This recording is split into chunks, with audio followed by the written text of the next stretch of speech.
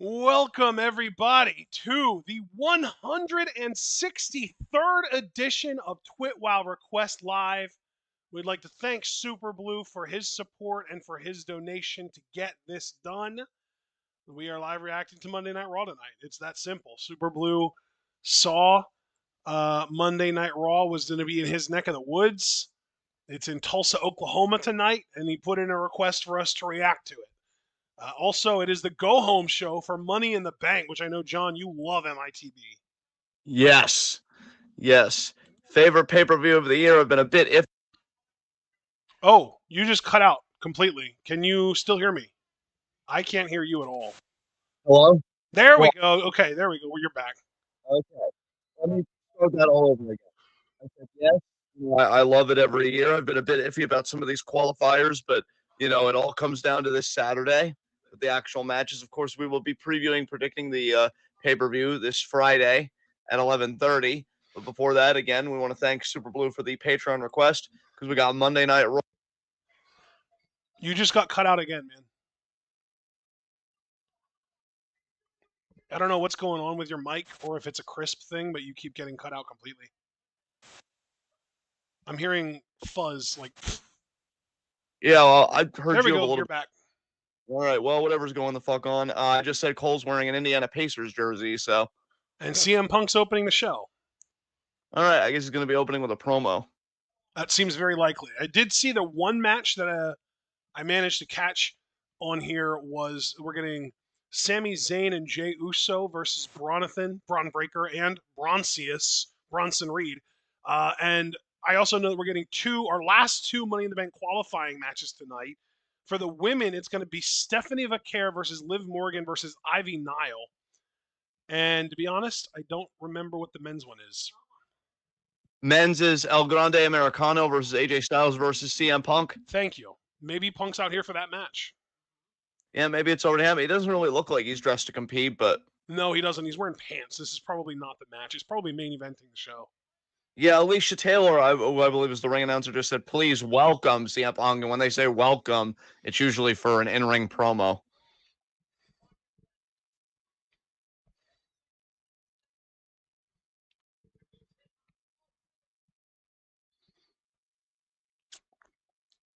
Alex Foster being funny in chat. He said, I haven't watched Raw in like a week, but I like y'all enough. Oh, Foster. We haven't watched Raw in like a week either, Alex. Yeah, it's been a while.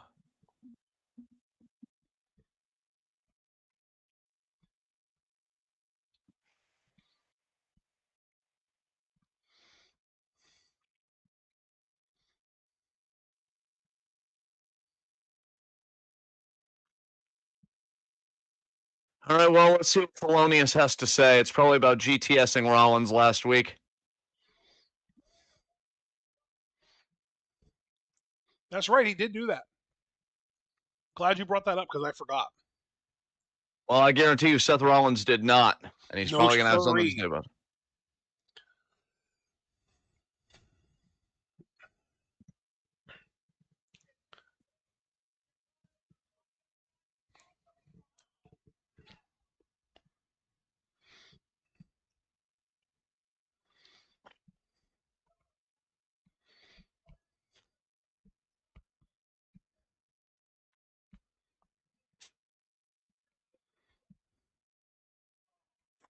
Punk has rich history with Money in the Bank. He has won the ladder match twice.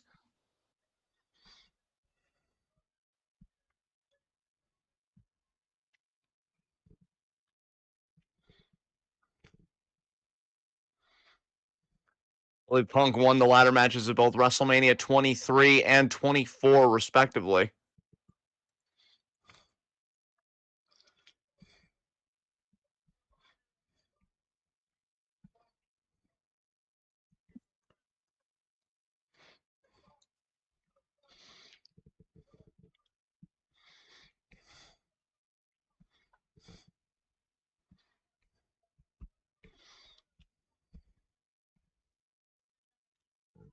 Yeah.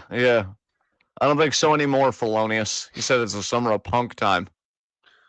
He does have history with Money in the Bank. He was just talking about how he's a former two-time Money in the Bank winner. And if I remember correctly, he successfully cashed in both of those Money in the Banks to win titles. Yeah, first time was on Edge, second time was on Jeff Hardy. Yeah, and turning it in on Jeff Hardy was what turned him heel for the first time in WWE. That's correct. I still remember that fake out where he came out dressed like Jeff. Yes. I've been fine with you not having any gold. I don't think you need the extra weight. I think, you're old and you're slow. You don't need anything else dragging you down.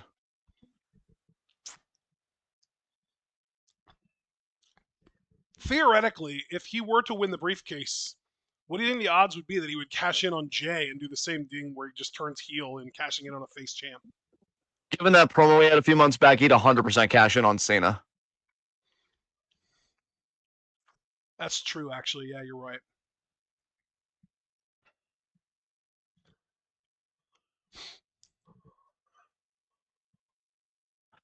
Punk just mentioned it, John Cena, the last real champion.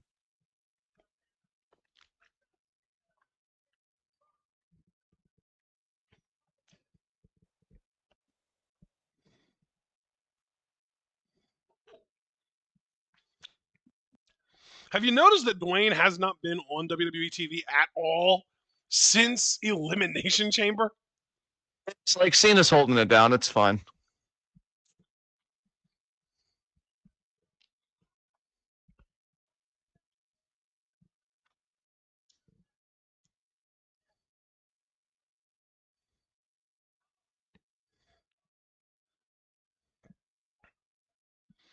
Yeah, Punk's talking a lot of shit. I don't think he's winning his qualifier tonight. I honestly think Seth's gang's going to cost him, and then Punk is going to cost Seth at Money in the Bank, which is why, to me, the favorites really come down to Solo or LA Knight. Wait, Sami Zayn out here. That I didn't expect. Well, we do know that he and Jey Uso are teaming up later on to take on Bronson Reed and Braun Breaker. We know Sami had his qualifier last week. He came really close, but again, Seth Rollins ended up snatching it.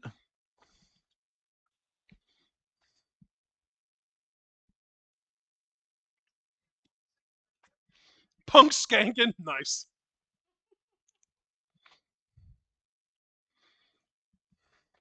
Yeah, that would be really cool, Javaris. Javaris said he would really like Allen to win the qualifier. I agree, that would be dope. Allen in Yeah. Money in the Bank matches always delivers. Yes. Something tells me El Grande is going to win it just because he's such an outlier. And Punk and Allen are just so like big in that match that maybe he'd eke it out somehow. But Well, plus there's a story there because Chad Gable already had a qualifier and lost. yeah, oh, that's true. Yeah. So it'd be like he had two shots at it under different gimmicks. Like it took him 2 tries to win it.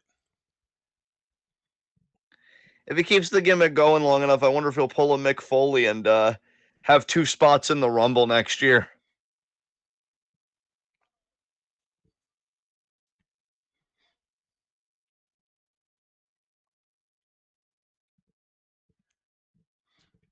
Did I correctly hear we want truth chants? Not right now, but before Punk spoke again? I'm not sure. I didn't hear any, but then again, I was kind of lost in my own thoughts.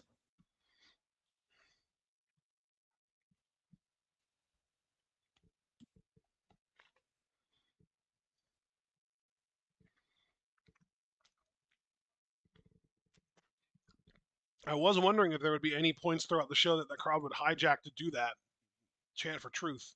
Or maybe even Carlito since he's on Raw. Or was. Yeah.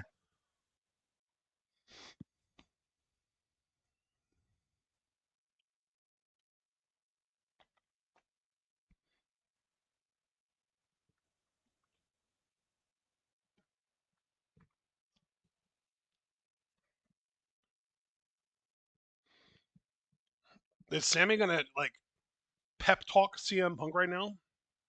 Possibly.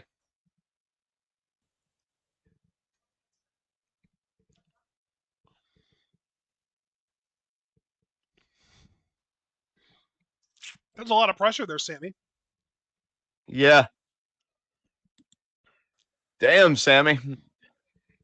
I mean, laying it a little thick there, aren't you, bud?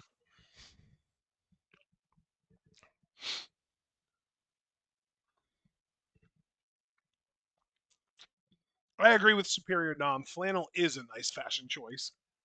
Yes. It's especially because he's Canadian, and that's a very Canadian move.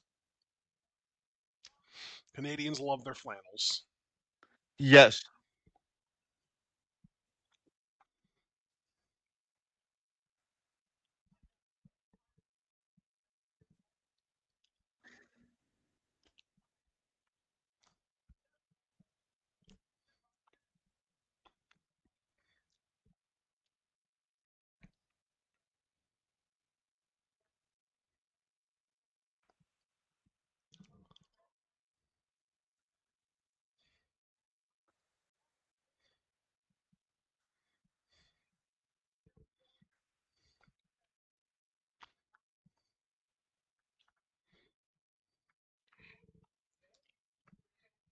I love that they're building up Seth as like the threat in that match.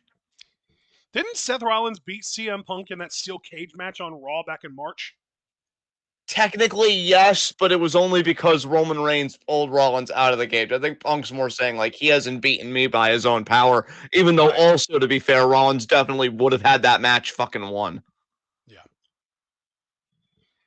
But also, even if he would have won, it would have been by escape. Yeah. Yeah. Yeah, I mean, again, because Roman did pull him out. I feel like he wanted to pin Punk, and maybe that's how Punk thinks about beating me. Like, you haven't pinned my shoulders to the mat for 3 seconds, because Yeah. Seth hasn't so far, Yeah, so... that's probably where Punk was going with that. That's why if he would have said he's never pinned me, that still would have been accurate.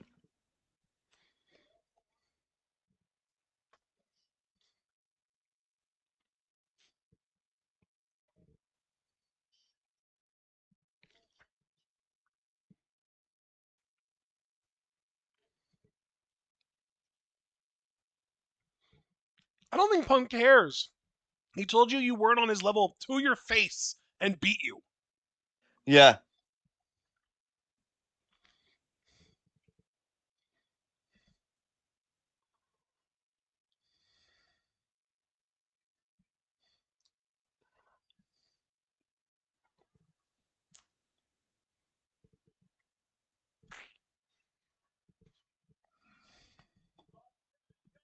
It was a nice, respectful chat between two adults. Totally. Hey, Michael Cole was like, Sami Zayn has put a lot of pressure on CM Punk. Yeah, you think? Punk, you absolutely cannot fail. If you do, we are fucked. Good thing Punk is so confident. That's true. Nobody believes in themselves more than CM Punk believes in CM Punk. Exactly.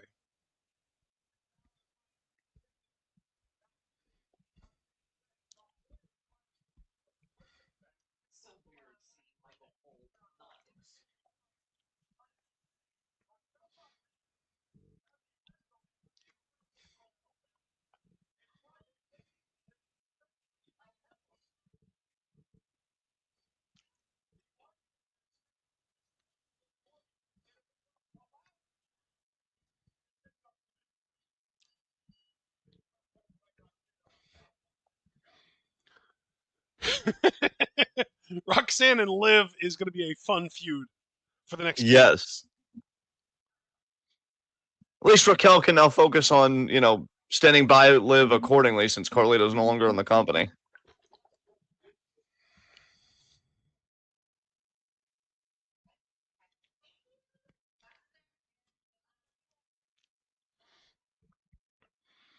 Liv head into the ring maybe for her triple threat qualifier. Yeah, it seems Stephanie? like it. EO. You're a bit ahead of me. I haven't seen EO yet. Okay, I can pause. Yeah, now I'm seeing you. I'm going to signpost you.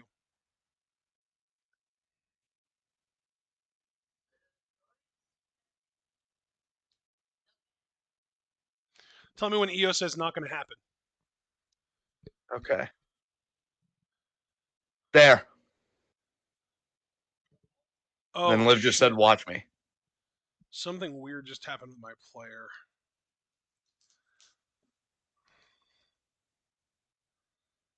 I'm gonna have to do another pause play again because, again, something weird happened with my player.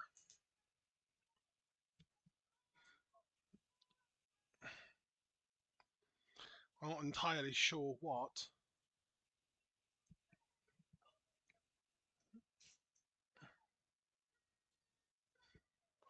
All right.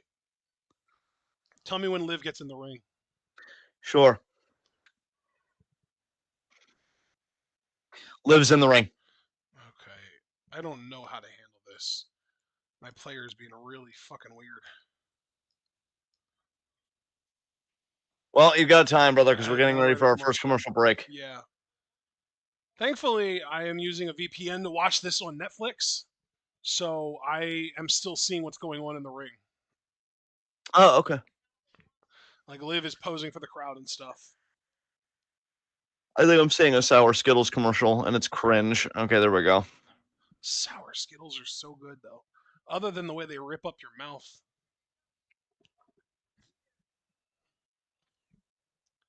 They are quite tasty. Now I'm seeing a Wingstop commercial. I did have wings today, so I guess this is appropriate. You know, I didn't have like wings proper today, but I did in fact have buffalo chicken tenders, which is the next best thing. Yeah. You're seeing ads, right?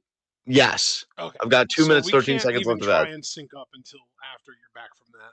Yeah, and I've got like over 2 minutes worth of ads, so. Yeah, Oh, do you have a thing that says back in and then a timer? Well, not like back in, but I have like an ad timer in the corner in the like upper right-hand corner. Okay, what is the number on that for you? 155, 154, 53. Okay, perfect. You're Yeah. slightly ahead of me now, so you can pause play. Try and pause at 1:45, and I'll let you know. 45 just happened. Give me another number now that I'm all ready. 3, 2, 1, go. Damn it wouldn't let me pause. Let's try again. Count again. What do you mean? I tried to pause and it wouldn't let me pause. Okay. Pause at like 1:15 remaining. Okay. I think I'll be able to do this. Okay, yeah. I'm gonna try and do this. Okay. I'll count you down again. All right, well, 115 just happened for me and I paused. 3, 2, 1, play. Okay, there we go. Perfect. We are synced, baby. Thank Ivy goodness. Ivy Niles making her entrance right now, which because it's during a commercial break, we can effectively say she got a jobber entrance. Yes. It's also worth noting that that also means that Stephanie McCare is going to have her entrance on TV proper. Yes.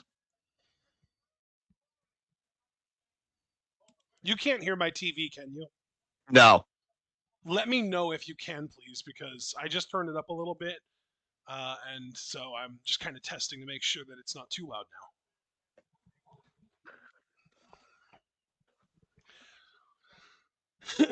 It's kind of interesting how Netflix in different countries plays at different volumes. Because normally when I watch something on Netflix without using a VPN, I hit my volume like 8 or 9, and when we get up to 9, it's like explosions and stuff sound way too loud to me. But right now, I have my volume at I think 11, and it's quiet enough that you can't even hear it through my mic. Yeah, I can't hear anything.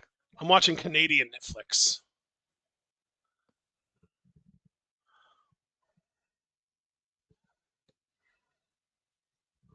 And we're back from ads.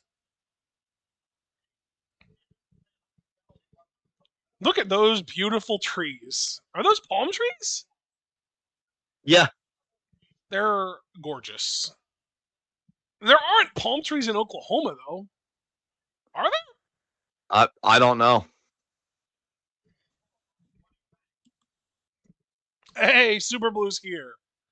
Oh, he's been here. Okay. Here we go. Steph. Hasn't she been on Raw already? Yeah, she's been on Raw before because remember, I think it was the Raw after Mania. She had that match with Io, right? That's right. Yeah.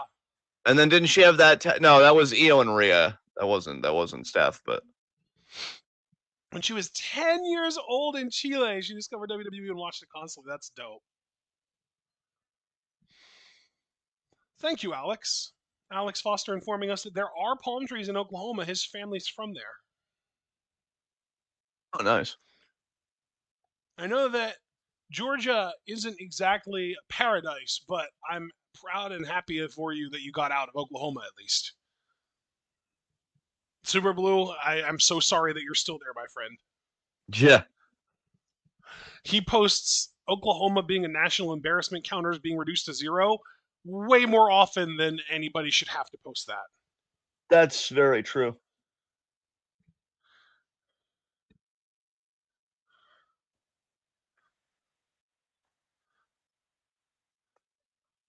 The first ever South American champion in WWE. Have we not had like a Brazilian champion before? That's crazy. I guess not. I know that Mexico is North America, but even then, have we? Well, I guess Del Rio would be a Mexican champion. Yeah. Yeah, he would be. Damn.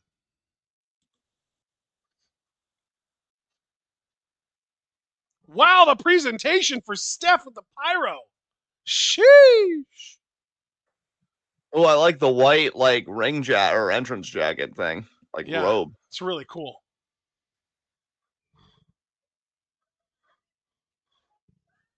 Officially signed to Monday Night Raw and the first woman to simultaneously hold the NXT Women's and North American titles. Yes. That's really cool.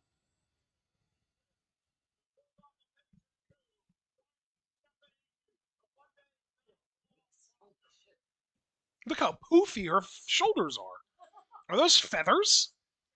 I believe so.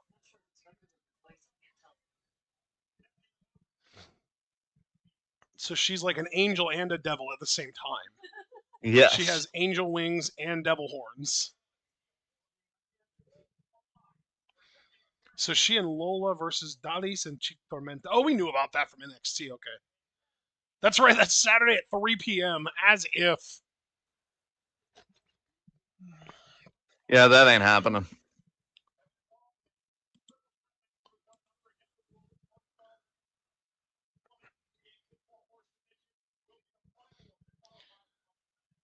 Here we go. There's the bell. Huge opportunity for all three of these women. We, of course, have said that we believe Stephanie Vaquer will succeed and qualify. Oh, the 2v1 there on Steph. Oh, but Liv goes right for an Ivy there. Ivy with the shoulder block. Ivy is bulky as hell. She is shredded. Yeah. I You got like them. Ivy Nile. I actually like all three women in this match to varying degrees. I would say I like Ivy the least, and I like Liv the most, and Stephanie's in the middle. Double springboard crossbody there by Steph. Although Stephanie could one day be, my favorite in these types of matchups. Every time I see her, I like her more and more. Oh, that was cool.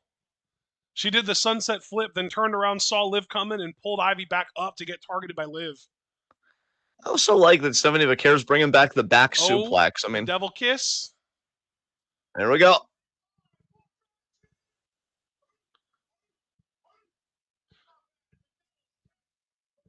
There's 10. Does she do it 10 times every time? I believe so. And another back suplex. Oh, she's got to do this to Ivy now, too. Do we think Liv lets her? Yeah. I don't think Liv could stop her right now. I don't know if anybody could stop Stephanie Vaquer right now. Oh, well, Yeah, there it you was go. Liv. Okay, I thought she might do something.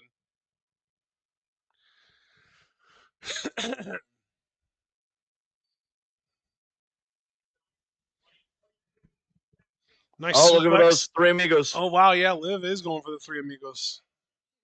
Shades of her boo, dirty Dominic Mysterio, the modern day Latino Heat. Shades of her boo, Dominic Mysterio, the modern day Latina Heat's godfather, Eddie Guerrero. Yes. Eddie was Dom's godfather, right? I believe so. I mean, he might have been his actual father for all we know. Yeah. That shit's canon. Look at Liv back and forth across the ring here. Liv's so impressive in that ring. She's You know, just you doing like look at back sentons to them.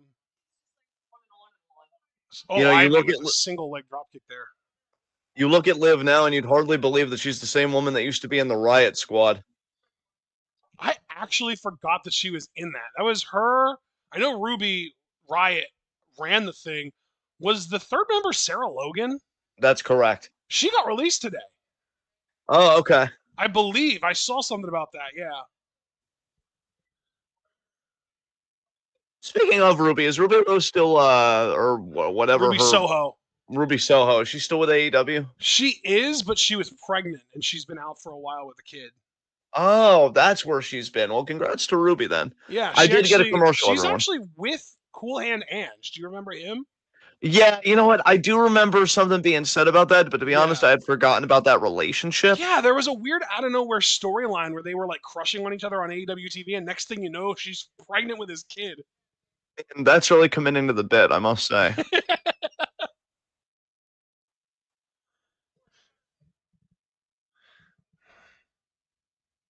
What a kick by Liv, Jesus. Damn, Ivy bringing the heat with these forearms. Oh, You we could want still truth actually. chance. We're getting we want truth chance. Oh wow! Well, it had to happen eventually. Look at that. Bring back our truth or we riot. Did you see the sign over there? No, I Yeah, didn't you're see still it. getting content. I'm getting commercials, so it's going Yeah, to I be an figured I interesting would one. commentate over what I'm seeing since you aren't seeing anything. Ivy just slammed Stephanie headfirst into the top turnbuckle. Damn. Slams her into the corner. Forearm, forearm, forearm. 4, 5, 6, 7, 8, 9, 10. Ivy doing things in numbers of 10. Well, there you go, Ivy. Assert yourself. Pulling Stephanie out to the middle of the ring. I think she's thinking heel hook, maybe? Some kind of leg submission here. Oh, but Liv's getting back in the ring now. Lung blower. Oh, would you imagine how that pulled her leg? Holy shit. Yeah, that would suck for Stephanie's leg that Ivy was working over.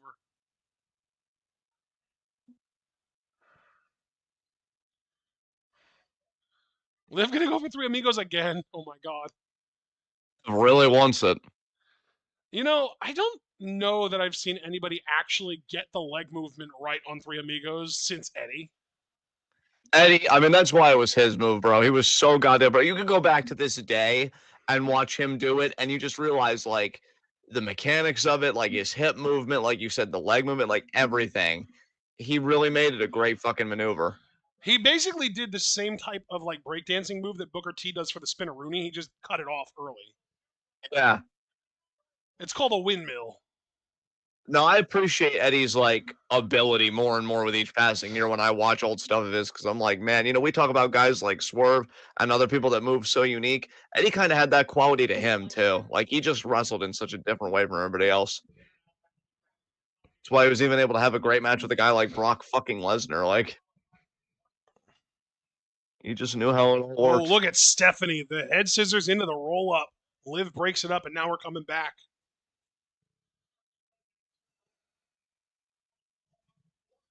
Tulsa, Oklahoma. That's where Super Blue's near. Super was like, that's where we live. Hooray! He said Tulsa.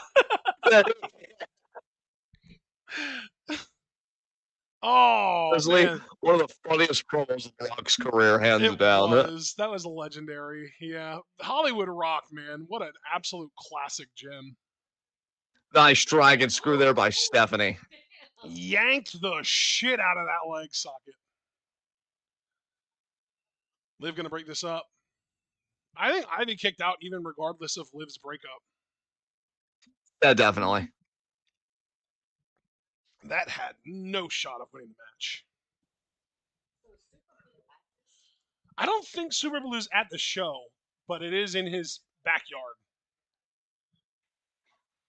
I'm with these people spiritually because I'm from there. Yeah.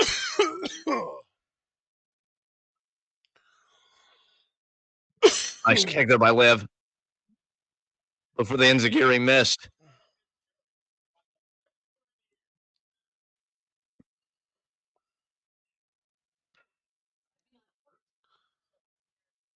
She gonna Dragon Screw Liv now? Oh, Liv kicked her away. See, that's what I love about Liv. She paid attention to what happened to Ivy. She made sure it wasn't going to happen to her. What a strike to the face, though, by Stephanie to Liv. Yeah, Stephanie and Liv in a singles match. I mean, sign me the hell up. God, oh, look at Ivy going to complete a Tower of Doom. Do you not like Towers of Doom, Mom? They make your mom nervous? I don't know.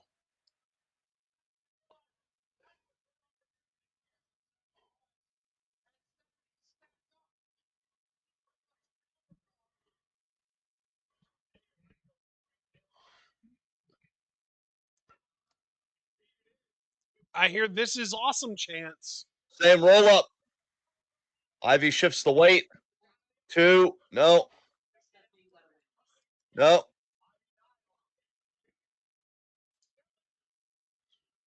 Oh, look at that. Yeah. 2. I'm actually surprised that wasn't it. That was beautiful bridge by Stephanie. Ivy might have broke her nose or something. No, I think she's fine. She's favoring her nose, though. Oh, my God. That double, basically, code breaker. And Liv's covering both of them, and they both kick out. Damn, that was ambitious from Liv. You got to wonder if Raquel's going to come out. We know she has a match with Kyrie later tonight. Oh, I actually didn't know that. Yeah, they said it at the bottom of the screen when they do like the still to come stuff. Right. And we know I didn't catch that. Good eye. Yeah, Good eye.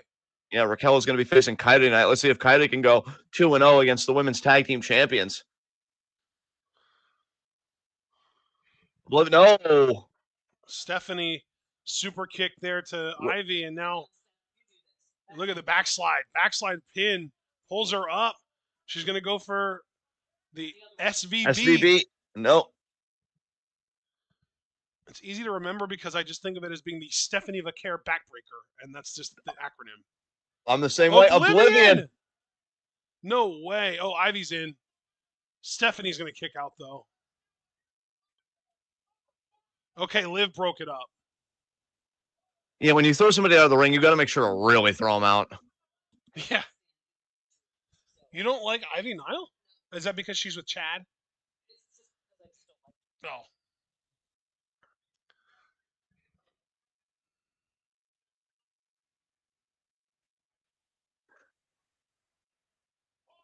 SVB to Ivy. She got her up. That's it. There it is. That is it. Pin 1, 2. Stephanie advances. Stephanie's in Money in the Bank. I'll tell you, women's Money in the Bank, that is the Money in the Bank ladder match of the pay-per-view this year. Or, excuse me, PLE. Yeah. Stephanie, Roxanne, Julia, Naomi. I know Alexa Bliss is in it. Who am I forgetting? Do we have everybody, or yes, I'm forgetting someone? Let's see. Stephanie, Julia, Naomi. It's Rhea. I forgot about Rhea. Yeah, Rhea, yeah. Because she just feels so out of place being in a Money in the Bank ladder match, and she's probably going to win the thing. I still got my money on Naomi, you know that. Well, I'm rooting for you to be right because I really don't like that I think that they're gonna have Rhea win Money in the Bank. There's the lineup at the bottom. Naomi, Julia, Roxanne, Alexa, Rhea, and Stephanie. I hope that we have a multi-ethnic, multicultural women's Money in the Bank as well. It's really a black cool. Woman, a Japanese woman, a Filipina, a South American, and 2 white ladies. But even then, one of them's Australian. That is true.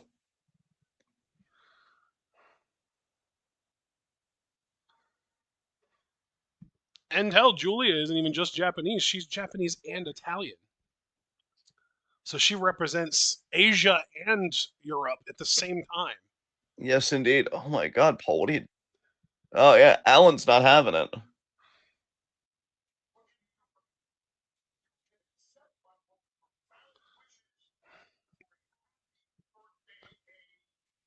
Oh, yeah, Alan's birthday today.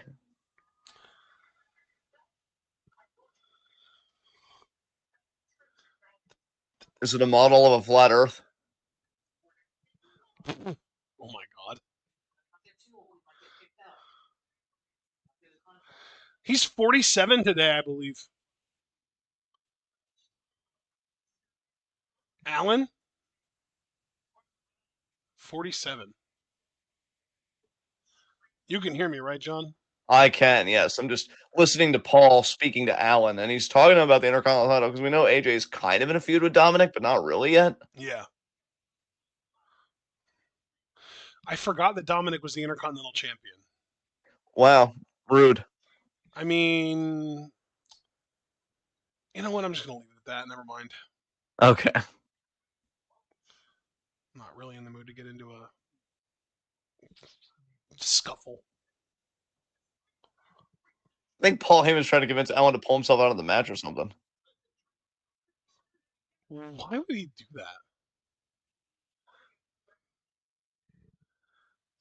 that? You're unhinged. Alan's not doing that. Alan's face, though. Looking at Paul again, 6 heads. Even Oh, there. look at him. Tired.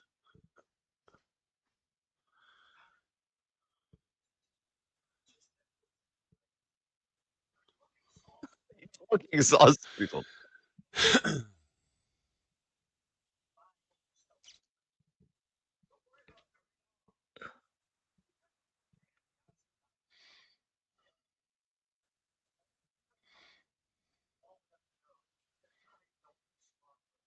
Yeah, what are you doing, Paul?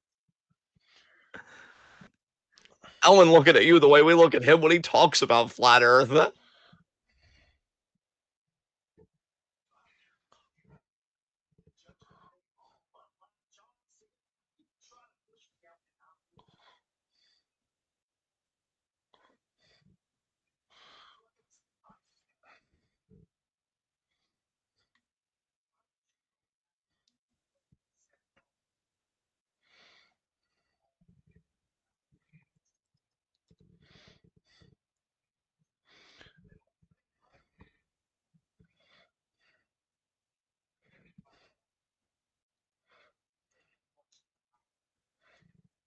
Paul's like, yo, distance. Oh.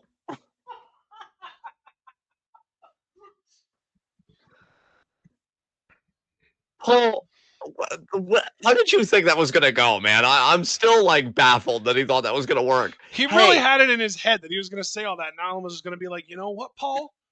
You got yourself a great point. I mean, I've been a world champion before, but I got to get that Intercontinental Championship. That should be my priority. Thank you, Paul. I will drop out of the match. get too high on that ladder, I might see the I might see the curvature. Chadius, what are you doing here? I might see the curvature of the earth and have to challenge my own belief system. I'm too southern to do that.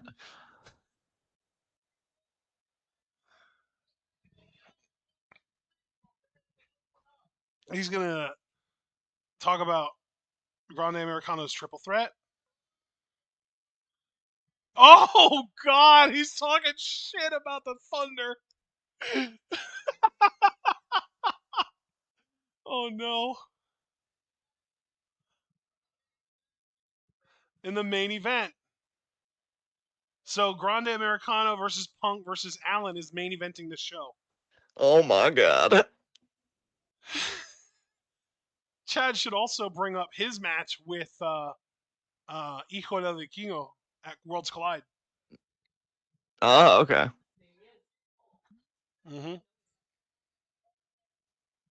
Mm-hmm. He is talking about it. He's just calling him Vikingo. Oh, that's right. That match is for the AAA Mega Championship. Vikingo beat Del Rio for it recently, so now the title's on the line against Chaddykins. I love that, Del Rio was this close to brushing with WWE again, and WWE was like, gave the throat slit, and they're like, kill it. And they had AAA is like, okay. And they're like, good, because remember, we own you now. Full blown Dwayne at Chamber throat slit, 2 fingers and all. Yeah, we don't need him anywhere near our product. He's toxic. It's so true though. I mean, AAA is kind of a toxic asset, and they bought it anyway. So that's where I'm a little miffed.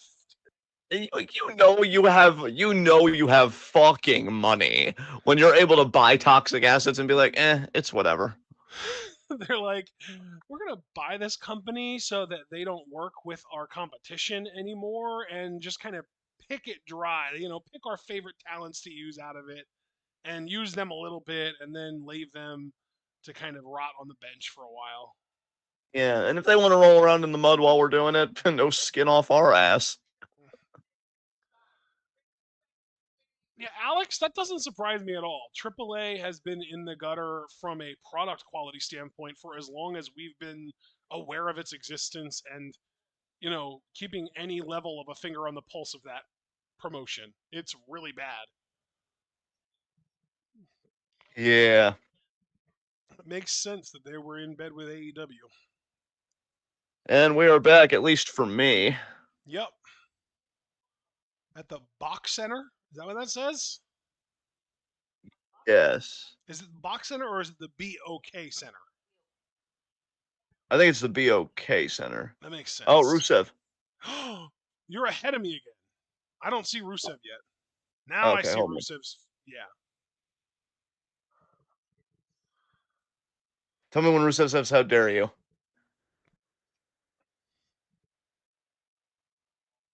How dare you? There was the Rusev, inside out Lariat. I gotta say, Rusev, you're bringing the sexy back to baldness, and I He appreciate it. reminds me of Abomination in the MCU in a good way. Nice.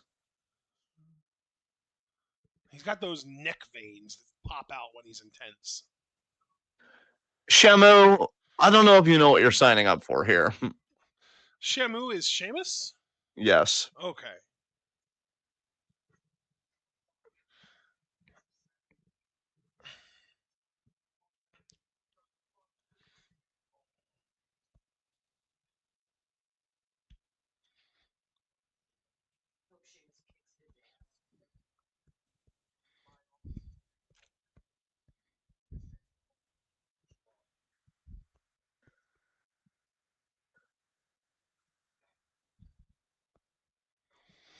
Javaris, can you elaborate on who it was that you're saying almost killed Stephanie?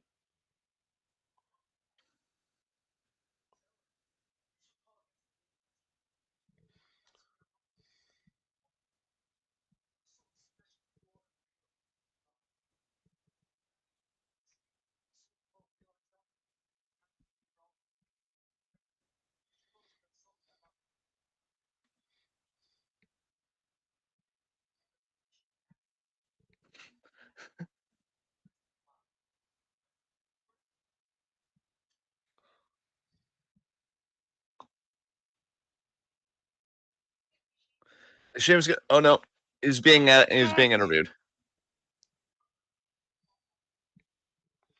He doesn't like bullies. Yeah. He was at his wedding. He was a groomsman at his wedding. It's weird to think of Sheamus as being married, but then when you think about it, it's like obviously he's like a 40-something-year-old man, and he's fucking cool and tall and jacked and funny and successful. Like, yeah, of course he's fucking married.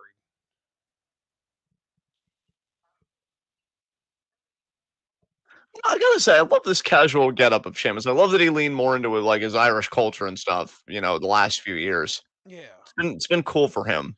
and I not mean, just the part of Irish culture that loves fighting. exactly. But like, yeah, you got the cap and the vest. I mean, I'll take this Sheamus over Mohawk Sheamus any day of the week. I don't hate Mohawk Sheamus, but I do agree that this is more interesting. It's a better Yes, look for him. man, that's intimate eye contact, Sheamus, and it's not a no, but Oh, Judgment Day's coming. But who is this? Is this Dom? I don't know. Oh, it's Phineas and JD McDon't Google me. Yes. God, that head. Jesus Christ. Ugh. Wasn't it Gunther that said the guy with the face about him? Yeah, the guy with the head. Oh, the guy with the head. Yeah, yeah. Oh, Gunther. It's a shame though that if you actually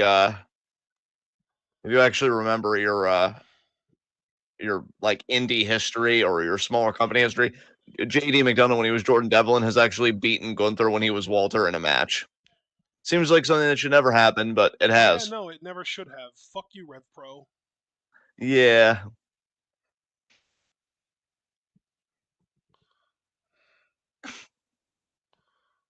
Finn, you look like the cleanest person in that group. It's true.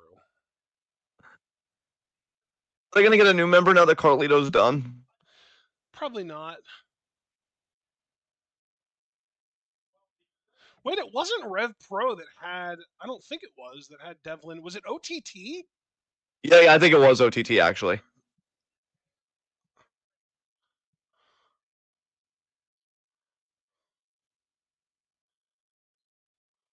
Yeah, it was. Jesus Christ. That's gross.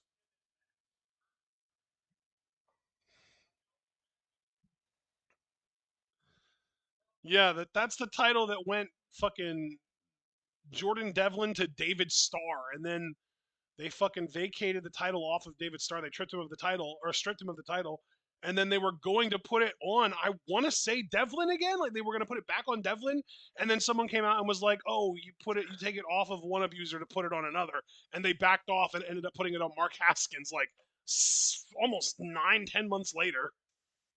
God, Mark Haskins, the best kept secret in professional wrestling, apparently. I mean, one of them, honestly, for real, he's fantastic. He's not super old either. He's younger than most of the main eventers in WWE. You know, Yeah. he's younger than Roman and the Usos and Sammy. You know that whole crew. He's not as young as like Solo and Jacob, but he's 36. Yeah, Mark Haskins is fucking awesome. Yeah. It's weird because he's not a guy that I think about often, but when like we watch him, I'm like locked in on supporting that dude.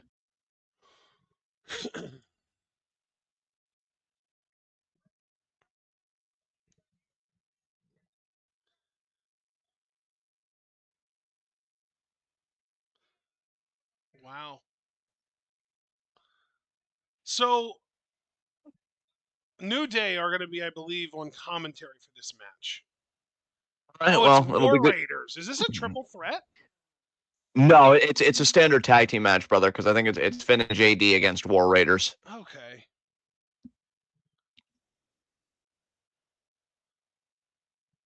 Well, War Raiders are already making their entrance, and the New Day also came out, and they're going to be on commentary. So, Well, I look forward to hearing Xavier's opinions. It'll be nice to have somebody properly educated having a headset. dude, you should watch Titan Takedown on Dropout. Yeah, because you said they're doing the wrestler season of D&D. Yeah, yeah, yeah. It's X, Kofi, Bailey, and Chelsea. Yeah, it's not a bad group. It's great.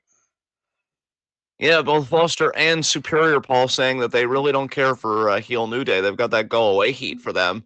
Who would have ever thought New Day would achieve that status? But I can't necessarily blame them. You know, it It's the seems like it's foundation, man. It's the foundation. You don't get to turn a group heel by having them outwardly insult somebody who's legitimately injured and lucky to even be walking, uh, and just use that as cheap heat to turn a group heel. That's shit. yeah, especially when you thought, oh, maybe this is part of a larger angle with a payoff. Huh? No, yeah, No. exactly. Like we have no inkling that Big E is going to be returning anytime soon, if ever. And I just that it's unacceptable to me that they did that. Yeah.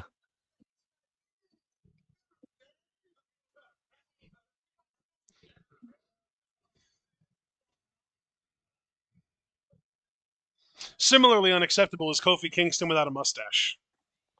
Yeah.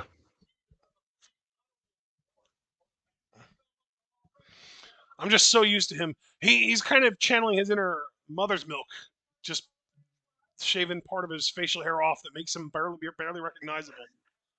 Yes. There's the bell. God, speaking of a character from the boys, Gen V season 2 looks like it's gonna pop off. Uh huh.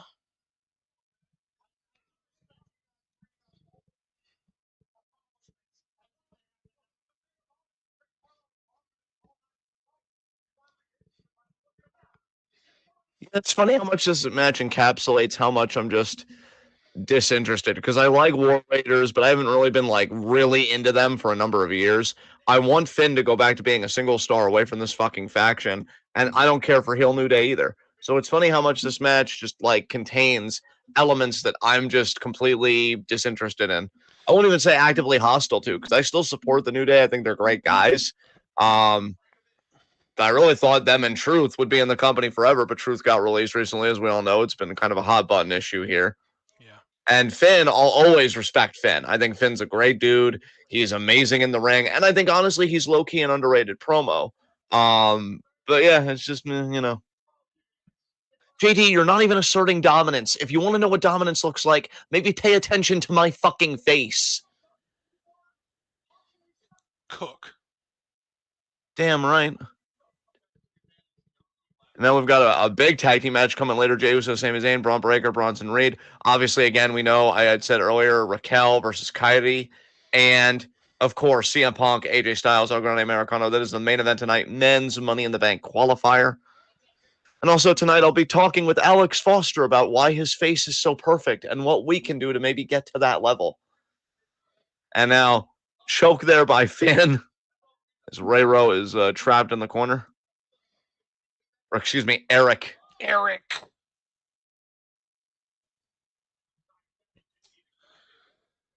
Yep, that's the guy.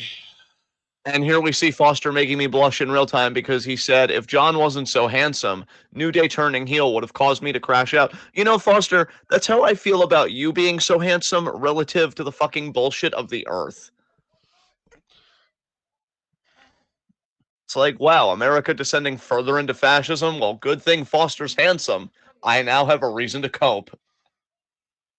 JD, what are you even doing? What is this, gymnastics? That bump he took was way excessive.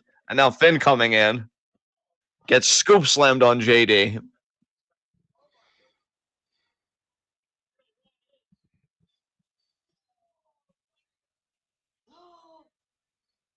Oh shit. Nice. Another thing too, and I don't want to speak for you, Foster, or you, Superior Paul. God knows you're too sexy to have anyone speak for you. But I also think on a certain level, I don't know if it's that New Day can't be heel, but they've just been babyface for so long. And they've been like strongly babyface for so long. I've never seen the crowd be like tepid towards them. They almost wonder if like they should have just been lifers as babyfaces and not even try and tamper with it with a heel turn. I don't know. They have to go back. That's fun. We just happened. Yep. Toodaloo day.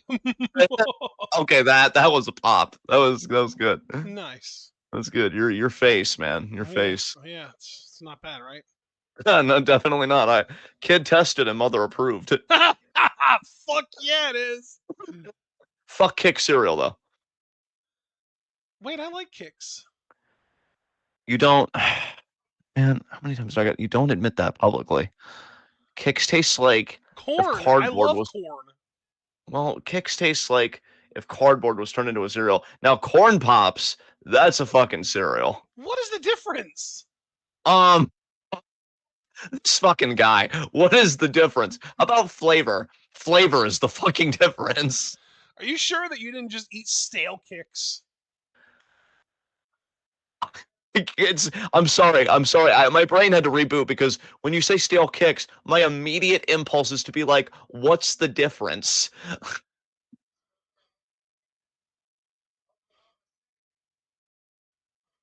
Dom said, yes, superior Dom. Yes, corn pops are the best. Yes, I know, Dom. That's why they've gone in my mouth repeatedly. Oh, apparently corn pops are a sweetened version of kicks with a harder texture. Kicks are Exactly. softer and not as sweet. It's called the improved version. I should try corn pops because I like kicks, so I imagine corn pops would be even better to me. Yeah, get healthier, like mentally and palate wise, and join us on that level. Listen, man, kicks is a nostalgia for me. I used to eat kicks as a kid all the time, and I loved them, and I still get the occasional random craving for them. No, see, Ashton, that's the problem is I have been listening to you this entire time, and that's why I'm telling you, get help. eat corn pops, and evolve. I want to try corn pops now. Thank God. All right, folks. Well, I solved one problem. What's the next problem I'm solving? Come on, people. I have commercials going. Give me a problem to solve. A real Capitalism, problem. global capitalism. No, I was gonna say a real problem, not any of that global capitalism or fucking geopolitics, any of that bullshit. Like, how do we make I don't know a perfect smoothie or some shit? Like, Well, give do me you a have real an answer for problem. that one? What's your perfect smoothie? Fuck you, I don't. And you're like, come on, chat. Wow. Crazy of me to just imagine that you were naming a subject that you actually had an answer for. I don't need you to get toned to protect your feelings. Okay, I know I was in the wrong. All right, we all know it. The truth does not make me look What's good. your favorite tasting breakfast cereal? Favorite tasting? Um, I only have them rarely just because I really don't eat like added sugar, I guess, that much. That's like really sweet, but I do love the first spoonful of a Frosted Flake cereal. Yeah, that's That kind is- of where I was going. Is like if nutrition was just thrown out the window and there were like drugs to take to make you perfectly healthy no matter what you ate, what would be your cereal of choice? yeah, maybe Frosted Flakes. I swear, dude, I love Fruity Pebbles. They're just the worst soggy cereal to me. And so, like, you got to enjoy cereal all the way through. See, that's interesting because I like soggy fruity pebbles, but when you get to the end of the bowl and there aren't enough to fill your spoon up, that's what I hate about them. I see. Interesting. Like I'm down for I actually think I might even prefer soggy fruity pebbles to crunchy, but when you've gotten through like 80% of the bowl and there are only like a couple dozen individual crisps left in the milk, I'm like, fuck it, I'll just drink the milk and let them slide down my throat hole. I don't care. Actually, bro, I'm gonna change my answer from Frosted Flakes if I have a better cereal. Honeycombs. I fucking love honeycombs, and Honeycombs. I don't think I've ever tried honeycombs either. and the sweetness I think is more muted than Frosted Flakes, which I look at as a positive because I think it blends better with the milk long term. So yeah, no, I definitely want honeycombs. And Paul, what the fuck is Weetabix? Like, Paul, I need a Oh, you just cut out again. well, Completely. You sound like the teacher in Peanuts. It's just. Can you hear me now? Can you hear me now? You're very muffled, but you're starting to come in a little bit. Hello, hello, hello. Hey, there we go. You're back. I also turned up my mic volume because I'm really getting sick of this shit. Anyway, Superior Paul, what the fuck is Weetabix? And second of all, how do you survive on UK food? I mean, the idea that a delicacy for you guys is like baked beans and toast. What are you doing over there? Okay? Now Have you listen. seen that video of the kids eating the baked beans on toast and the one falls? Oh god. Oh god. No, I haven't. Dude, there are these two kids. One of them is sitting on like a stool at the table, like almost like a bar stool, but obviously there's not a bar. And he's eating his little toast with baked beans on it, and there's another little kid standing over near the sink, and there's like a step down from where he's standing to the rest of the kitchen, and a fucking ice cream truck starts playing, and he's like, ice cream! And he starts running, and he falls flat on his face because he doesn't realize there's a step there. Oh my god, it's funny. Oh god. And I'm not normally somebody who can find humor in people being in pain, but like he'll be okay, and that was hilarious. Yeah, you're definitely healthier than me in that regard. You're definitely far more well adjusted. Paul said, Um, "Don't give me baked beans on toast. I hate that fucking shit." well, all right. Abel said it sounded like Pa was underwater for a brief moment, and I was concerned. Well, I'm above ground now, son. That's wonderful. Also, Abel, I needed to float this to you. How would you feel if I gave up, custody of you to John Cena? I feel like John Cena may be the next evolution of father that you need. Unless, do Wow. you feel like I'm just your father for life? Here's the thing, John. John Cena doesn't want to be a father. But that's exactly why he needs to be Abel's father. He'll be stern enough to give him those life lessons, like in Bambi 2 after the mom died, which was hilarious, by the way. And he's just like, we need to teach you to be a leader. It's like, yeah, that father didn't give a shit. Oh shit! Ivar sitting on Finn. Abel said he thinks you are the superior John, John. That's not possible. Well, your And son just did what it was supposed to be impossible and made it so. Oh wow, that's amazing. Go Buster! Oh my god. Bro, the way Ivar uses his weight is insane. I love him. Honestly, if they want him to go back to being a singles competitor, there is something there. For sure. He is, I He's- believe, if I remember correctly, he is a former Ring of Honor television champion. Oh wait, Roxanne distracting. And then JD. Oh, face first into the top of the ring post. That would so. Sure would. Man, things are going Finn's way now that Roxanne's on his side. So is Roxanne going to help Finn become Intercontinental Champion, I wonder? Maybe. What was Ivar's name in War Machine? I don't know. Hanson. Hanson. Yeah. Oh, he's not a former ROH television champion. I could have sworn he won that title at one point. Maybe not. I mean, must be not, because he's not on the list of people that have held it. Way to go, Roxanne. Yeah.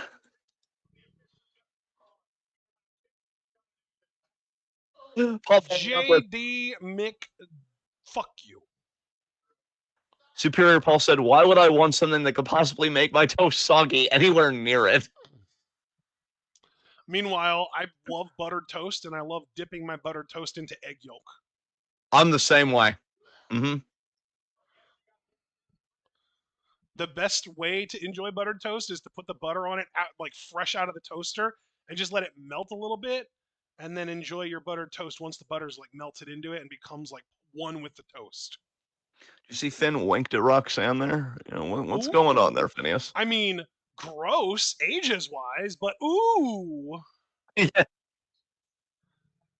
Because he's in his 40s and she's like 21. Yes, indeed. That's predatory. Becky now talking about how Lyra has cost her opportunities. Finn could literally be Roxanne's father. Yeah, that is possible. And I do mean, like, you know, father, not daddy. Yes. He's 43. She's 23. So he's 20 years older than her. That's the exact same age difference between me and my mom, my aunt and her daughter. Like, that's a common ass age for first children. There you go.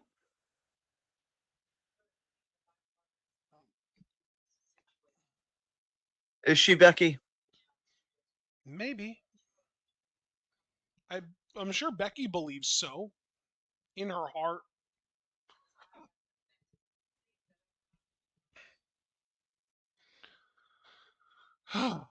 Becky, and this is coming from me, mind you.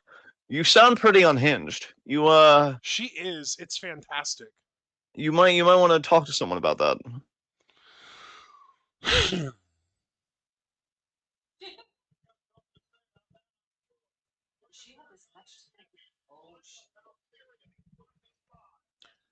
There we go, Lyra. Oh, she has like a little baby knife on her necklace that could be misconstrued for a cross. I hope she shanks someone with it. Let's go, Lyra. I mean, I think the blade might have been less than an inch long, so she would have to be very precise to do any real damage. Let's see. Foster said Finn can wink at me. It's okay. Oh, Foster, I think you and I are definitely on the same wavelength. Also, Alex, has Becky ever considered, I don't know, getting over it? You know, Foster, I think that's great advice. And that's also coming from someone that's never gotten over anything. So, You've yeah. gotten over more than you give yourself credit for, bud. No, not really, no. And we have a commercial here of a hockey team. Oh, it's a credit card commercial. Why the fuck would I care about that? Stop trying to get people on credit cards to ruin their lives. Fuck capitalism. Meanwhile, the New Day are having a conversation with American Made backstage. Brutus is wearing a crop top. I fucking love Brutus. He's funny as shit. He's the one that laughs, right? Yes. He's also the one that's I think on a live stream over the last few years, he's brought up something about Bailey's booty or something. Like, he is unhinged for real. He is actually wild. The dude is like pure frat energy for sure. Oh man, that's oddly slightly concerning, but we'll roll the dice on it. Yeah, We'll we roll the hope it dice on doesn't it. get much more toxic than it already is, because in the meantime, he's entertaining. Yes. McAfee minutes? Oh, God. Abel with a beautiful message here, and this was a bit earlier. He said, I just want to say happy Pride Month to all people in the chat. You are loved, and I support you loving whoever you want to love. Well, Abel, I think that's beautiful, and I would also add, I support you in being whoever you want to be. And Hell yeah. so happy Pride Month. For the Saga community, TwitWoW is we want to be a safe haven anyway. That's how I should say it. We strive to be a safe Yes. haven for anybody in the Saga community. And You're hey, I want to beautiful. even Yeah. add on to that. If at any point anybody ever feels unsafe for any reason in our community, you can come to us and Yeah, let us know, and we will do our best to make right. absolutely. Absolutely. All right. Let's see. Superior Paul. I do have to. I saw sucks in the message, and I hope Superior Paul was talking about sucking face, and I got a little excited, but I don't think it's about that. I do have to admit that having everyone baby faces and heels alike thinking that the New Day sucks is a nice touch. The only good thing to come out of it. Yeah, nobody likes them now, Superior Paul. That's because everyone fucking loves Big E. That's so true. Kind of like how everyone fucking loves R-Truth, you fascists. Yeah. They're like, listen, we're moving towards being even further right as a country and trying to establish a white ethno state, so gotta comply in advance. And also, every event's gonna be hosted in Vegas now. Deal with it.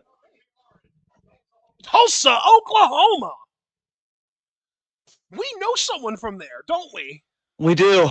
He's the reason we're all gathered together here tonight. Thank you again, Super Blue, for the Patreon request. Holy shit. The women's briefcase cash-ins have a 100% success rate, while the men's are at 76%, which is really good still.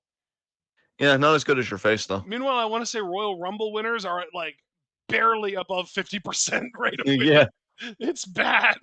Oh, Stephanie Vaquer being interviewed here. I wonder if Julia's going to be on the show to kind of confront her. I kind of doubt it. They're doing a little bit better of a job with keeping the brand split.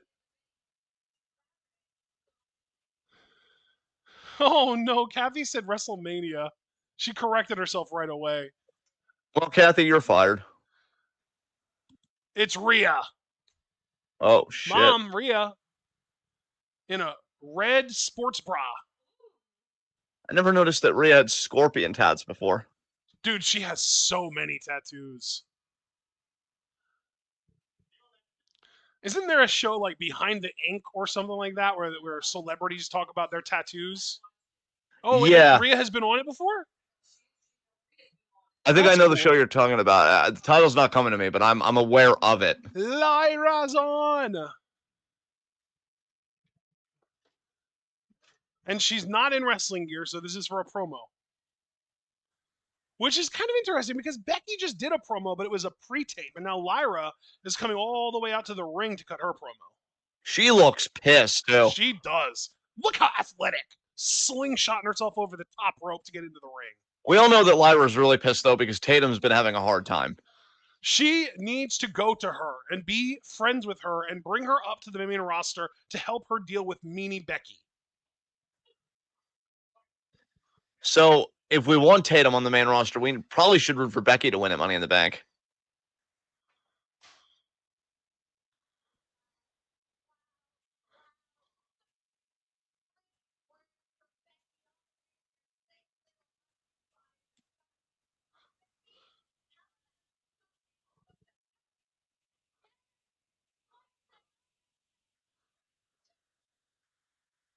Crowd's starting to get behind Lyra. That's nice. Yeah. And here comes Bex. Is she going to come out the ramp, or is she going to attack Lyra from behind? I'm going to say behind attack. Oh, no. No, she is coming out. Yeah. In casual street clothes, too. Thank you. Ugh. Beccarino. Lyncherino.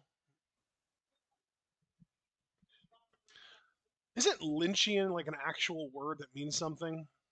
I'm not sure. I'm Googling. It's an adjective used to describe something that's characteristic of the films and television work of David Lynch. Yeah.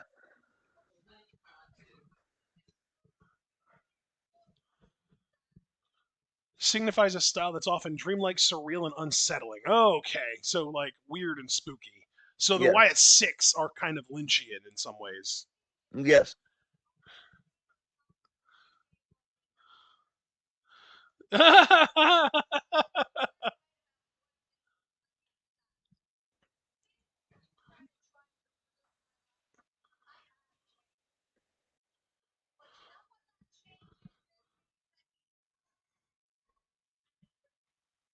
Oh God, they're wanting her now. Wow, fuck, man.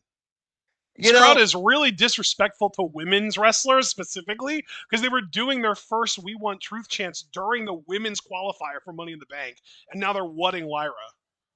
sometimes I'm wondering if we're entering an age of like, can we really even blame the wrestlers that much when the fans are just fucking toxic as shit? Like, Jesus Christ. Oh, fuck. It is 2025. I have not known a single year. Now, keep in mind, I've been watching since 2002. I have not known a single year of watching fucking wrestling that I have not heard what chants. They are never, they're going to outlive me. They're going to be like The Simpsons. They're going to outlive me.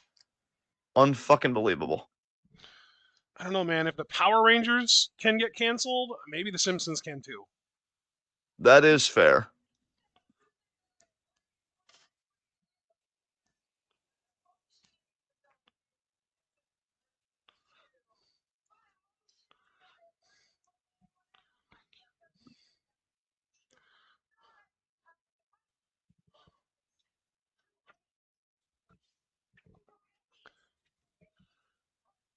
Where is Bailey? That is a fantastic question. I officially declared in the Discord that I'm done predicting her return because I don't want to keep predicting it and being wrong and getting my hopes up that she'll show up and her not doing it. So at this point, I am just in, strapped in, and when she does return, it'll be a nice, fun surprise to me. Unless it's one of those like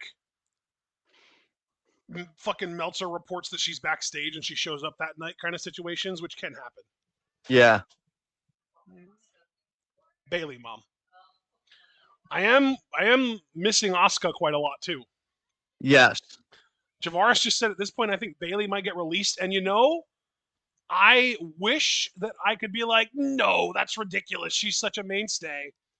But like, I could believe it. Yeah, they might. Bro, you could say age or whatever, but Truth getting released to me and not getting a Legends deal instead or whatever, that tells me anybody could be on the chopping And block. that I think is how the roster feels too. Roster morale's got to be lower than it's been in a long time.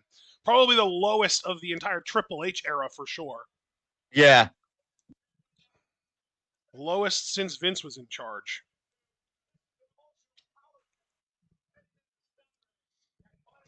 There's other people pointed out, look, it's not just about business and bottom line. Like, you're with these people 52 weeks a fucking year. Like, the people you're in the locker room with, you got to make peace that they're your family now, by and large. And, like, it helps a fucking lot if you like those people.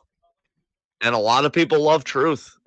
They did him really dirty. Like, I really can't believe that they didn't just downgrade him to a legend or something or make him an ambassador or whatever. Like, he would have been a great ambassador. Or maybe it was his choice, but I haven't heard him say that it was his choice. And the way that he even phrased it in his initial tweet, like, it was like, they released me. I could have done this job forever. Yep. Yeah, like. I did see that apparently The Miz has removed everything WWE related from his social media and unfollowed them on social media. Oh, shit. Yeah. The fuck's going to happen there?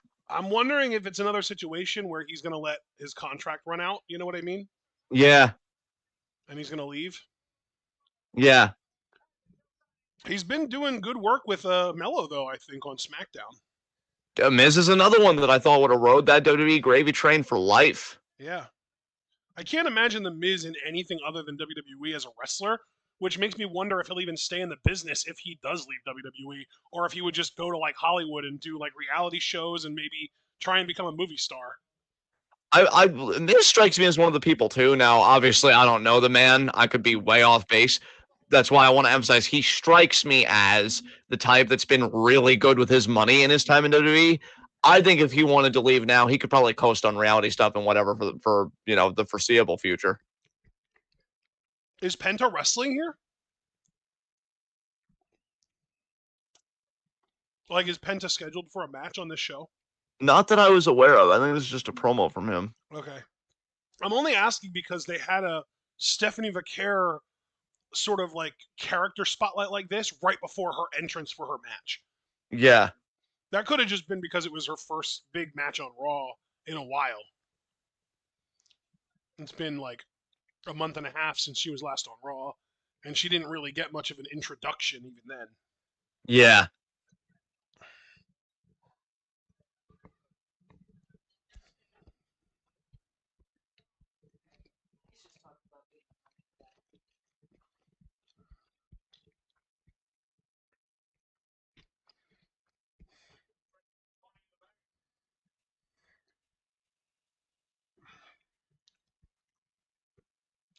Oh, here we go.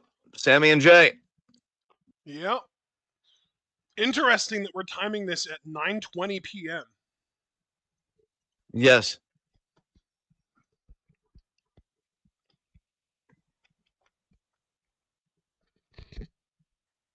So during entrances, I want to ask everybody a question. They've really made mention a lot, like more than they were, because I feel like before it was kind of like sprinkled in, and now it seems like a really emphasized point, which makes me believe it's part of a longer character arc about Sammy wanting to be a world champion. Cross told him recently backstage, I think on last week's Raw, you're never going to win the title. Like, they're just making a big deal about it.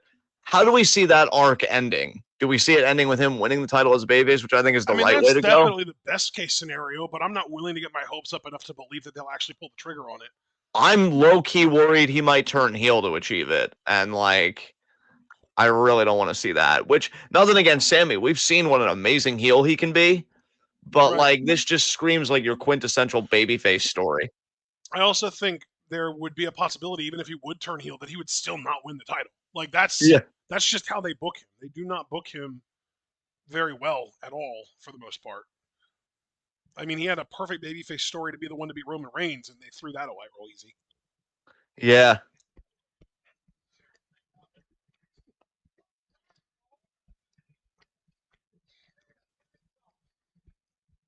In favor of the fucking golden boy, Cody Rhodes. I fucking hate him so much, Jesus Christ. Yes, sir. He's the worst. Let me cut a promo talking about things that I do that relate to where you live and also ask you what you want to talk about, even though I know what I need to talk about, because this is a promo, meaning I need to promote things. Somebody just shove his head in a toilet and not stop flushing until he fucking drowns. Anyway. Holy shit. I don't apologize for anything. Spirit Paul said, I'm worried that Sammy gets released before he has that hero's journey. Foster says, I think he turns heel, turns back, then finally wins. I feel like he should just win the Rumble as a face. Alex, that's pretty much what I feel with Drew. I know he did win the title technically at Mania last year, but it was a very short run. I want Drew, after this long heel arc that he's going through right now, I want him to go back to being babyface and then have a proper WrestleMania championship coronation in front of a crowd and go on a good run with it. Bro, I could see him coming back from like healing up from injuries and stuff as a babyface, because if he takes an extended vacation, they could just do the whole, I had a lot of time at home to sit and reflect and, all that stuff. Yeah. And also, to be fair, I mean, he has been doing the 3-2-1 countdown for the Claymore lately, which is a very face thing. Yeah. I don't know if he ever stopped doing that, because I know he was still even doing it in his feud with Punk, where he was like really heel. But yeah, no, they could turn him back, I think, very easily. People want to love Drew. I know we do, and I mean we as in like all of us. I don't think there's anyone in here that doesn't want to love Drew. I know Javaris is very like. Oh, and Superior Public is the whole Scottish thing. Annoyed with Drew lately, yeah. Yeah. But But that's more maybe writing. maybe we could get Superior Paul to Superior Paul. Could there ever be peace between you and Scotland? I feel like in his mind, I just asked him a question like, "Gee, John, why don't you just ask if you can like spit in my face?" God.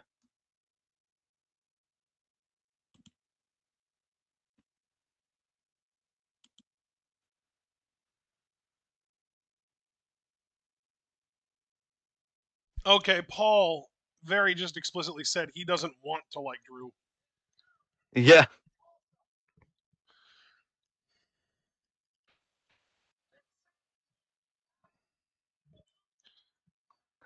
Sami Zayn getting real OC over here. I wish Yes. that the ring announcer would announce him as Sammy Uso for this match. Yes. Different type of Uso brothers.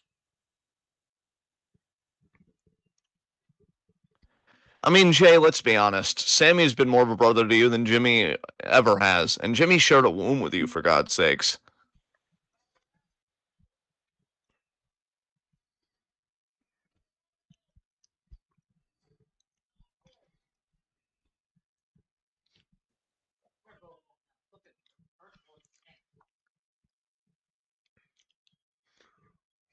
They're doing an encore Yeet Fest right now. They Yeah. already did one, and then they stopped, and the crowd was doing one more time chance, and now they're doing it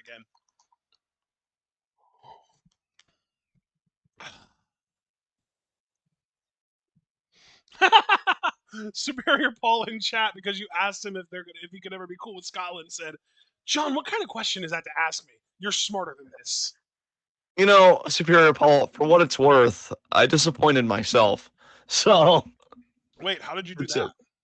Well, because I should have known better. And I think Superior Paul's right. So, Yeah, but I think that you knew better, and that's why you were even like prefacing that you expected him to reject your question and premise. yeah.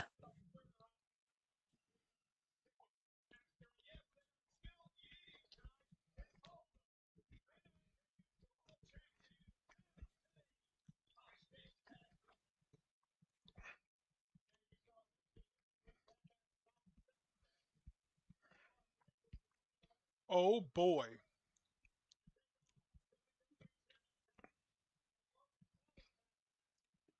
You know, part of me is slightly concerned that Logan's going to pin Jay in that and get a rematch for the title and win it. Probably will. But watch, Cody Rhodes going to pin John Cena, thus allowing the pretext for a rematch to happen. Yeah. I mean, that might even be the preferred option if those are the only two options. Dear God. Like the video if you like Slim Jims and Big Jims. Abel, because you're such a sweetheart, all the time, I'm going to let you have that. But you know how we feel about Jimmy Uso on this side of the house. I like Jimmy Uso. You're the only one that doesn't. Well, that's why I said this side of the house, because, I'm the father. So, and there's Paul Heyman.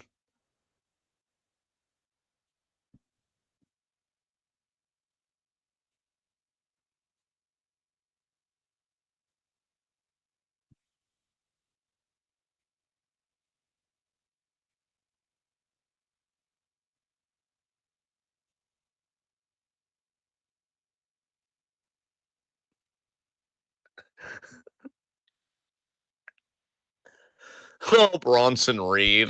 He is huge, man. I want to see him versus Jeff Cobb. That'd be a fun one. And then they would join forces because they liked beating the shit out of each other. Like Sheamus and Cesaro. Exactly. And then they'd hold the tag titles for like 10 months or something. You can be the bar. We're the girth. Yeah.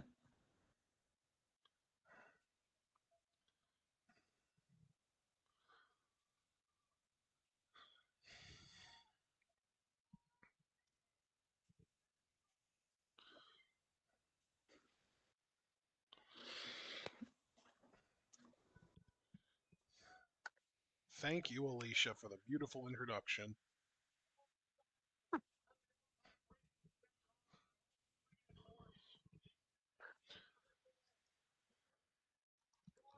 The unpredictable badass. Michael Cole is such a cornball, I swear. He is. It'd be better if he was a corn pop, because then you could put him in milk and it would be delicious. I thought that guy ran with some bad dudes. Yeah.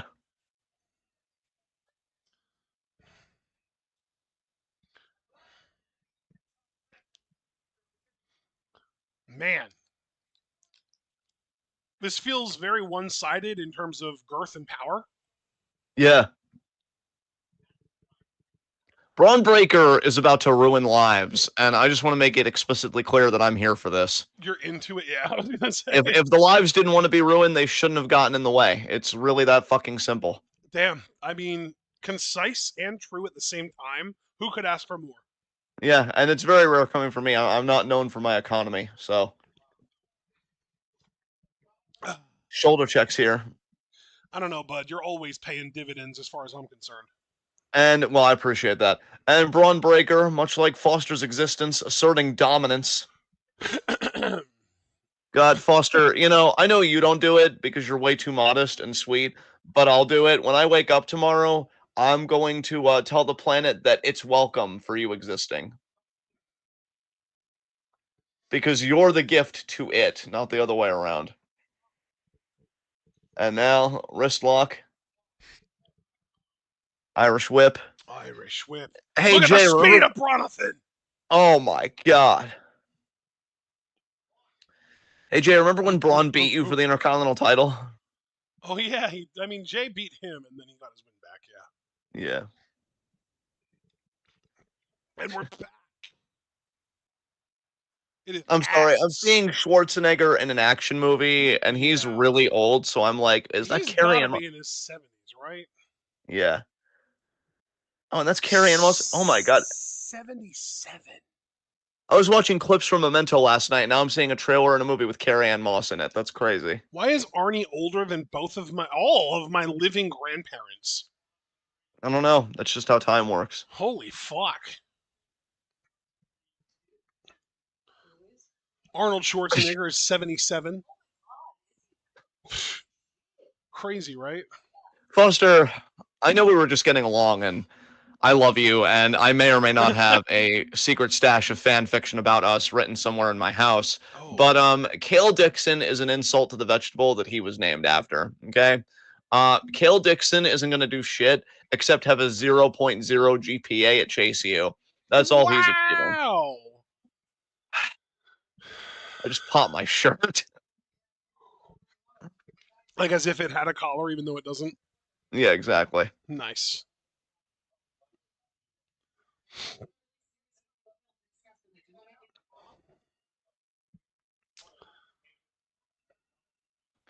Oh my God, is this over some medication that has like more side effects than benefits? I feel like that's always with these weird. Hey, now that I'm on this medicine, here are things that I would never do anyway, but I want to show you that it really works. Yeah, see, look, they're like vision changes, depression, or suicidal thoughts. Jesus Christ, I'm gonna go dancing because I thought of the perfect suicide. God damn, what is this? Nausea, diarrhea. Oh yeah, it's a great fucking time. Yeah, take my fucking med, please. By the way, while you're going over all of this, I just want to encourage all of the people that are watching us right now and everyone that goes back and watches this as a VOD to watch Common Side Effects on HBO Max. It is fantastic. Yeah. That is one of my strongest recommendations of a new show in a long time. All right, Ashton, be adorable in the corner. I have to handle things here with Foster because Foster has now decided that when I said a factually true statement, to go ahead and make it personal, because now he has put forth the equation, Chase U greater than Fraxium, so far correct, but then also greater, and Fraxium is greater than Swipe Right. Oh, man, Alex, I can't back you up on this, man. I'm sorry. Foster, why would you do this to me? Why would you, when you know that I aspire to be as handsome as Swipe Right, when I'm all about Swipe Right, when I'm all about the Vanity Project, which, by the fucking way, tune in this Wednesday for when Jackson Drake becomes the first ever men's Evolve World Champion. Why would you say something so patently false? You're literally destroying my one proof, my one, I guess you could say, axiom that beautiful people can't lie.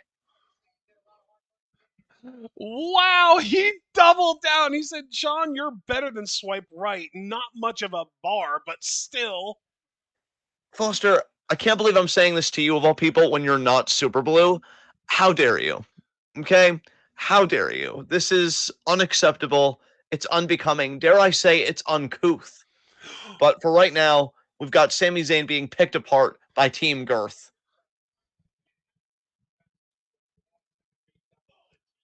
What a knee by breaker. Jesus Christ. Right to the side of, you guessed it, the fucking face.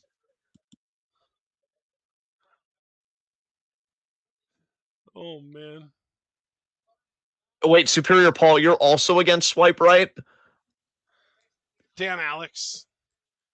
You sure you're What on the right side of history here? Yeah, did they take the cheese and onion sandwich you were matched up with? The fuck's going on over there? Oh, man. Speaking of random sandwiches, I had half of a PB&J last night for the first time in what feels like years, and it was pretty good. Nice. Yeah, it was. I enjoyed it. It's kind of a weird thing because sometimes you could be away from something for so long and you could have it again and you could be like, I don't really need this. And then you could Dude, have something they haven't had for yes. so long and you will be like, oh my God, how did I live without you for so Dude, long? low key, that first reaction of like not having something for a while and then going back to it and being like, I could do without it. That's me with Doritos, actually. I went with a will for a long time without Doritos. And then one day I was like, God, I wish I had Doritos in the house. And I ordered some. And by the time they got here and I tried them, I was like, they're all right, I guess. They're not as delicious as I remember them being. Speaking of, I need to check my food poll, see if any more votes came in on my edible crickets. No. All right. Is it just me and Abel that have voted? You, Abel, and somebody else voted bacon chipotle because I'm guessing you were the one that voted sriracha. I did vote sriracha, yes. And Abel voted Korean barbecue. So I did want to do bibliotherapy, but I'm tempted to forego that and just order 2 pounds of different cricket flavors and Bro! maybe one of each. I know I like them because I had them once before, but it's been a while. My rice dishes are gonna slap. You put crickets in your rice dish? Fuck yeah, dude. Oh. I like how everybody's acting like I'm crazy when A, it's an amazing source of protein and B12, and it's also a decent source of iron. Like, crickets are great. But you're eating bugs though, dude. That's the thing. Yeah, I mean, yeah, it's the future. Get You know used what to it. We're all else is gonna a great source of protein and iron? Any meat at all, period. Yeah, well, get used to eating bugs when the food distribution system goes to shit because of climate catastrophe. So, if anything, I'm getting ahead of the curve. Oh. Funny thing is, you can only laugh nervously because you know deep down that I'm right. I super kick there by Jey Uso. Oh, I mean, look, if I knew that I was going to get smothered in shit, I wouldn't start smothering myself in shit in preparation. They're all so good. I think they're tasty. I mean, whatever floats everybody's boat, of course. But yeah, Do you ever get their little legs stuck in your teeth? no. And if I did, I use floss picks. I floss every day. I have a water flosser and I use floss picks. I'm living as best I can in a capitalist shithole for sure.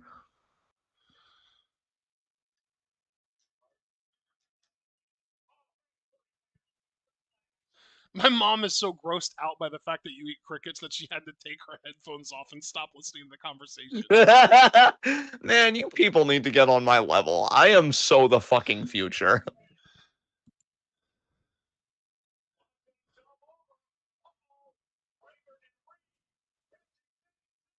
Uh, Superior Paul, I think that makes you a great parent. Your tarantula sounds fucking based. Wow, I didn't know Javaris was a fan of Swipe Right. That's actually the most interesting thing come out of this discussion. Oh, DQ. Wow, that tag match is already over? What the fuck? Sethington attacks Jay. Seth Ward, what are you doing?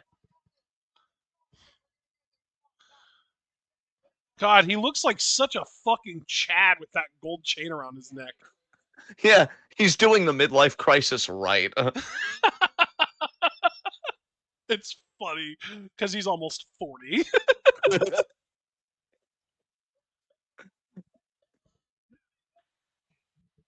He just turned 39 last week. No way! No fucking way. Bronson, you literally injured yourself doing this off the top of a cage. Why would you try and do it that far? No, how much do you want to bet now that Punk's out here? They're gonna. Oh, well, maybe not.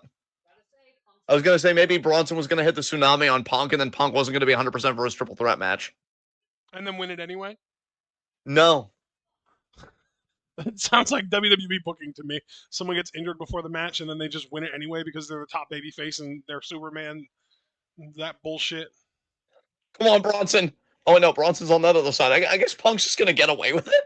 Wow. He has a Okay. chair. Yeah, he has a chair. But where's Braun Breaker? Maybe he could still hit a spear. Oh no, okay. Yeah, he's just gonna get away with it. What the fuck? Braun Breaker just called Punk a son of a bitch. He definitely was channeling his uncle there. Did he call him an old son of a bitch? That's even funnier. Holy shit. I don't think he had old in there.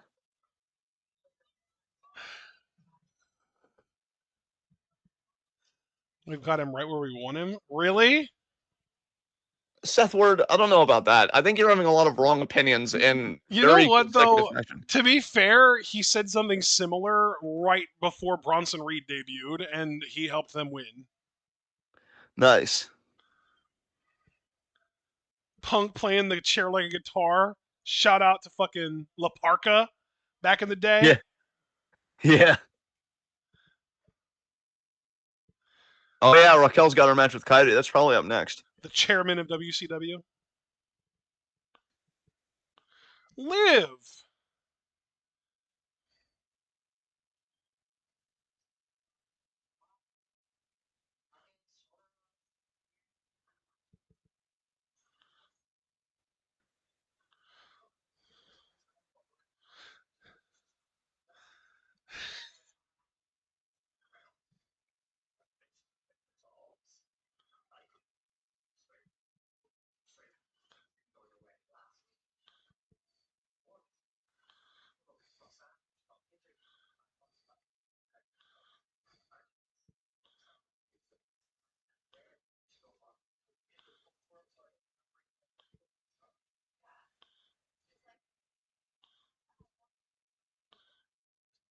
The power struggle between Finn and Liv.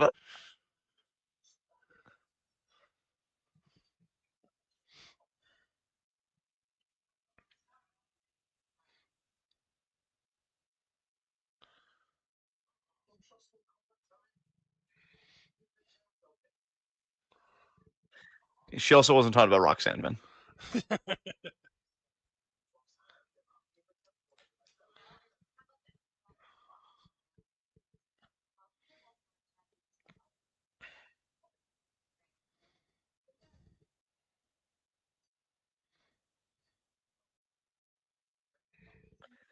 Finn is such a little shit. Like, goddamn. He's really good in this role for sure.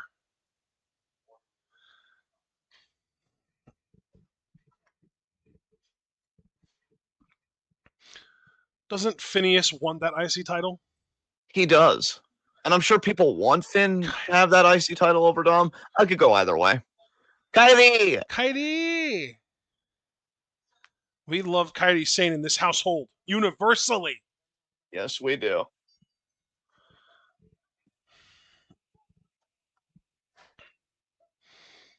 Even if there is a slight chance that she might be washed. Ouch. We still love her. It doesn't matter. She's lovely and wonderful.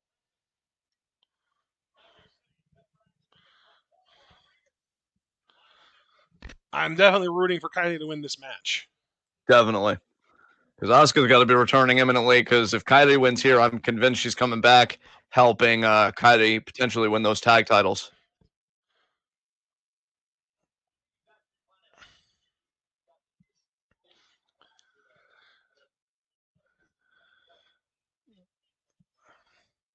I agree with Abel. Like the video if you love Kairi Sane. Yes.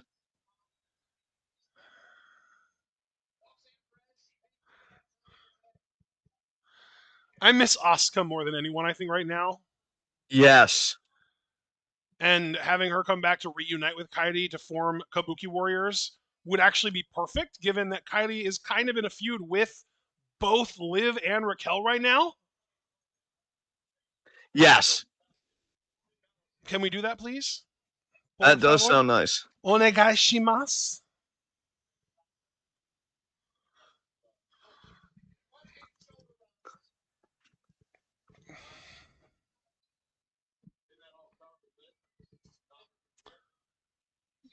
Kudasai. Thank you. Mm-hmm.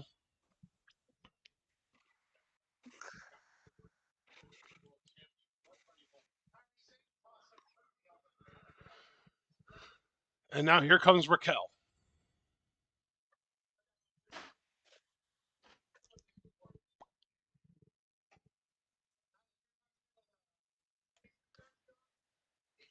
The WWE Women's Tag Team Champions.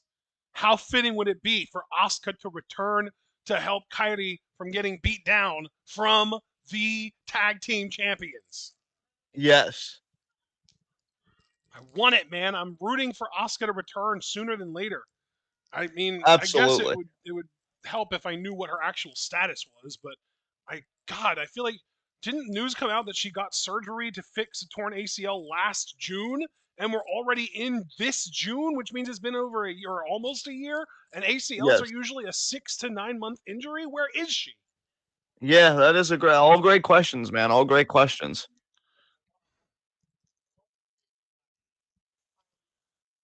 That's right, Kyrie beat Liv last week, mostly because she was distracted by Roxanne.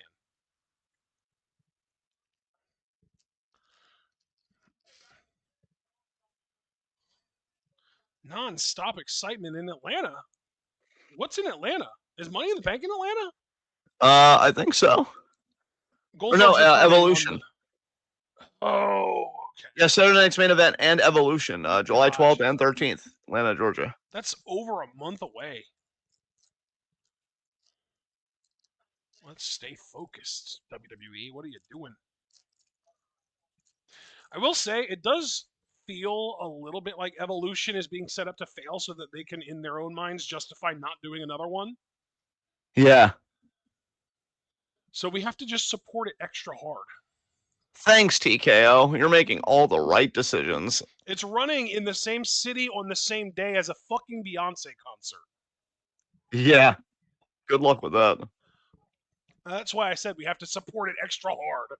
Yeah, you could support it extra hard. It's still Beyonce, who I don't even really care for, but I know her star power. So Yeah, but I also think that there's a chance that it'll still be really successful because I don't know how strong the overlap is between Beyonce fans and WWE wrestling fans.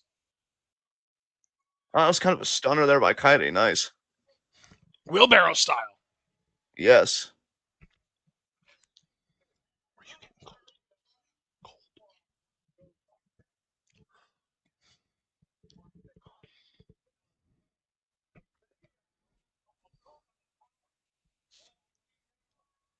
Oh, poor Kyrie. Oh my God. Superior Paul in chat said, remember when the first Evolution got absolutely no build whatsoever? I do remember that. And I remember the main event being Nikki Bella and was it Ronda Rousey? I believe so. Yeah. And everyone talking about how incredible the Becky Lynch Charlotte match was on that show, even though I thought it sucked. Yeah. Yeah. I also remember Kylie, I believe, beating Shayna Baszler for the NXT Women's title on that show? Or was it the other way around? Did Shayna win the title back on that show? I thought Shayna won the title back on that show. Yeah. Yeah, that's very possible because I think Shayna's buddies were in the crowd too. It was like Ronda, Jessamine Duke, and Marina Shafir were in the crowd for that. Yes. I also remember EO, I believe, losing to Tony Storm in the Yes. second Mae Young Classic on that show in the finals. Yeah. Hmm.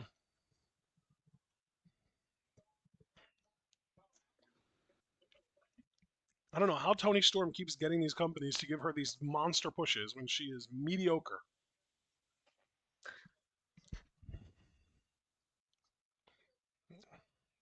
You know, in the ring at least. Yes.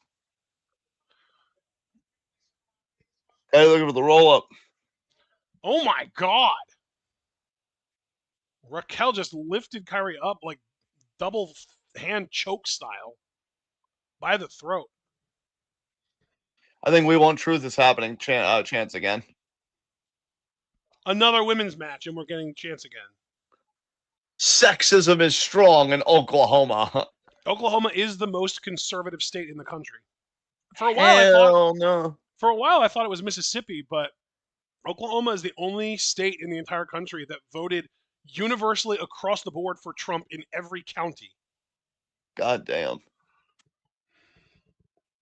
And I believe, if I remember correctly, the antithesis of that, the only state in the country that voted across the board in every county for Harris, I want to say was Connecticut.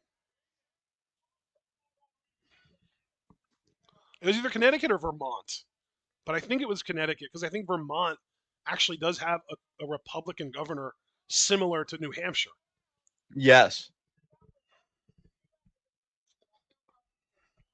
They said still to come, and it was the tag match, but the tag match already happened. That graphic is wrong.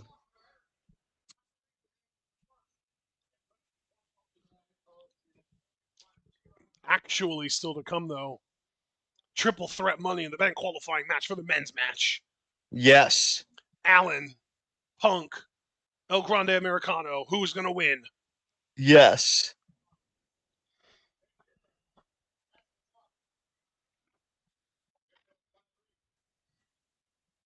Swing and a miss by Raquel. Again, Kyrie does a blockbuster to the knee. That was interesting. Axe kick.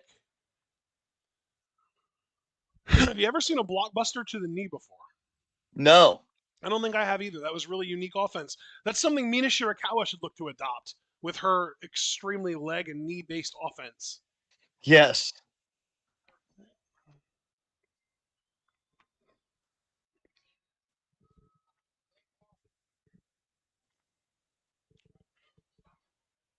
Oh, drop kick there to the other knee.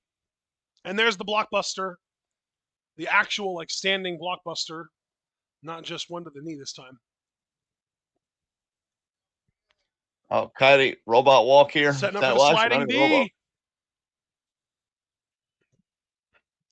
Gets the sliding D. Now looking for that elbow. Is she looking for the insane elbow. Yeah, I was going to say. Whose music is hitting? EO. Oh, EO's coming out to help Kyrie. Okay.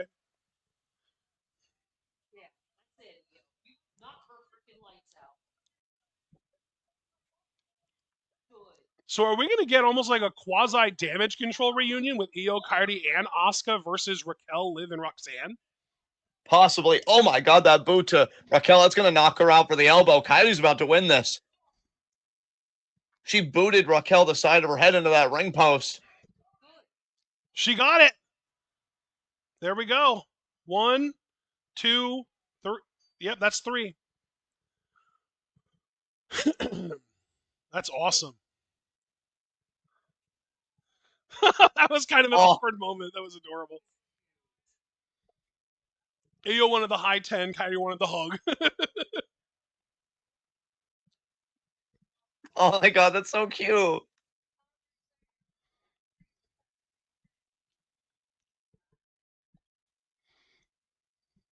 Oh, hello, Sammy. Carrying Cross. Oh, for fuck's sakes. This fucking guy.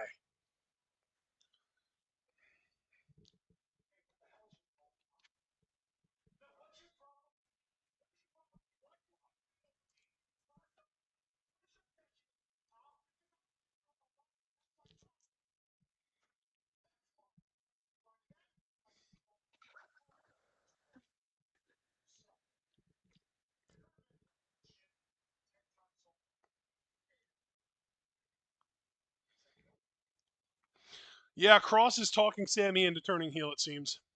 Yeah.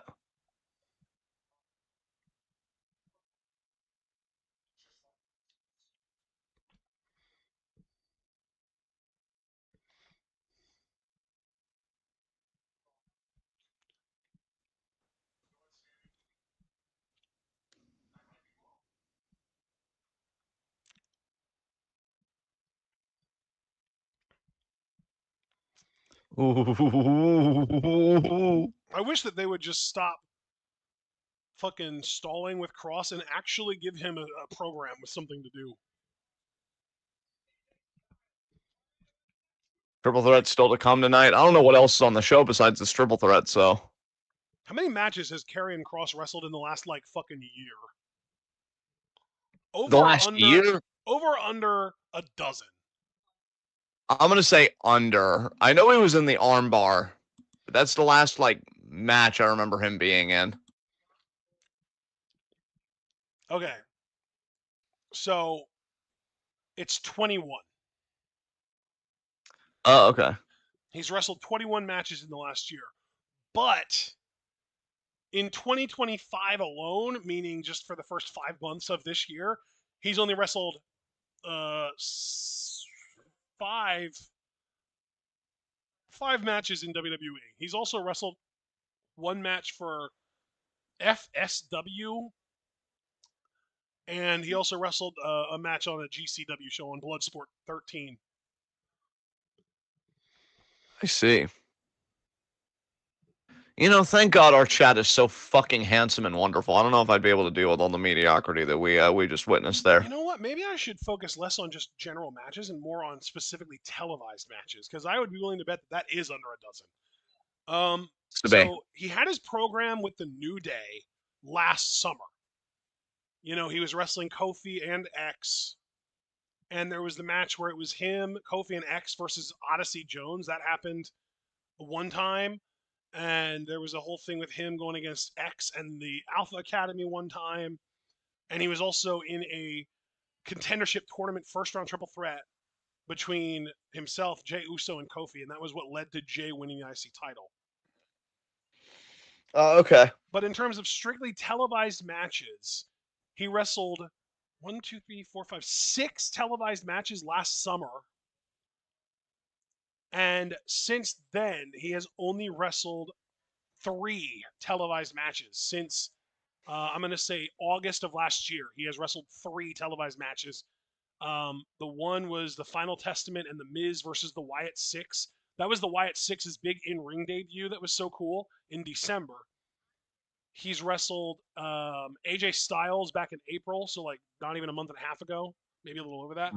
And he was in Right. the armbar. Those are the only 3 matches that Cross has wrestled since August that were televised. Oh, okay.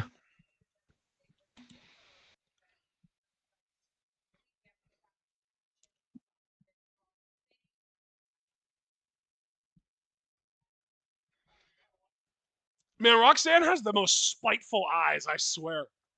Yeah, If she does. looks could kill, Roxanne would be a murderer. Serial killer, man. Yes. That woman stares fucking lasers through people when she's being insincere. And we're back.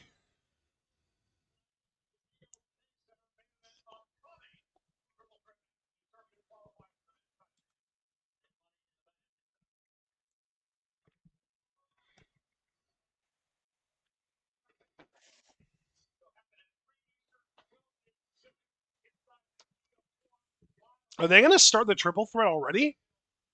They still say tonight, so I'm guessing we're gonna have 1 or 2 more segments to pad it out. Okay.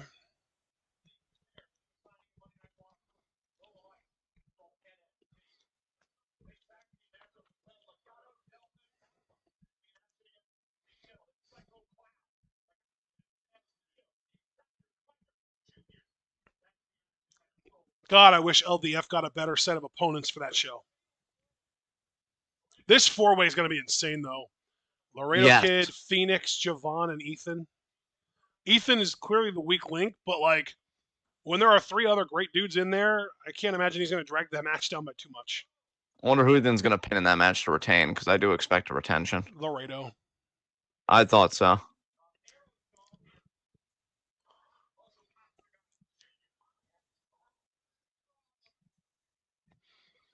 Aerostar is going to be on a WWE PLE in 2025. That is so fucking cool. Yeah.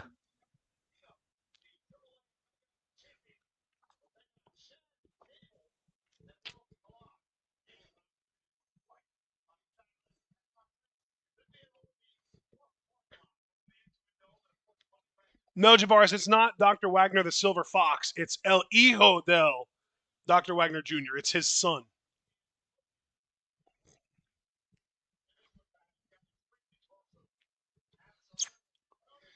And unfortunately, he's teaming up with fucking Psycho Clown and Pagano. Oh yeah. Oh.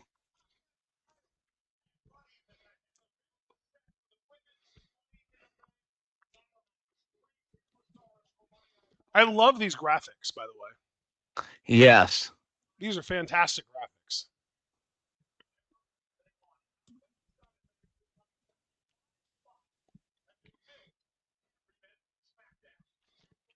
God, the fucking shitter. Jesus Christ. You know, Alex, Von Wagner is, I'm pretty sure, white, maybe even a little Cro-Magnon in there. And the Dr. Wagner family is all Mexican, so I really doubt it.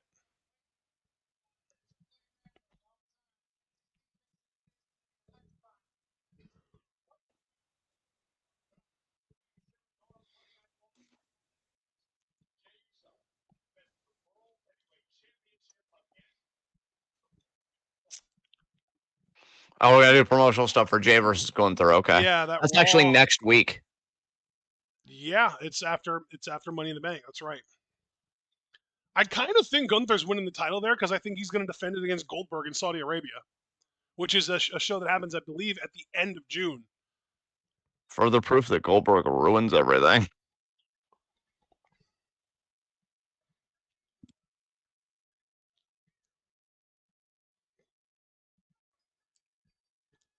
Javaris in chat said he's rooting for Julia, Stephanie, or Naomi to win Money in the Bank. For me, honestly, it's anyone but Alexa. Anyone but Alexa makes me happy. I'm definitely rooting for Naomi the hardest, but I'm not going to be upset about anyone else other than Alexa. I'm pretty much in the same boat as you, but Naomi's been doing such great work. She definitely deserves this. Yeah.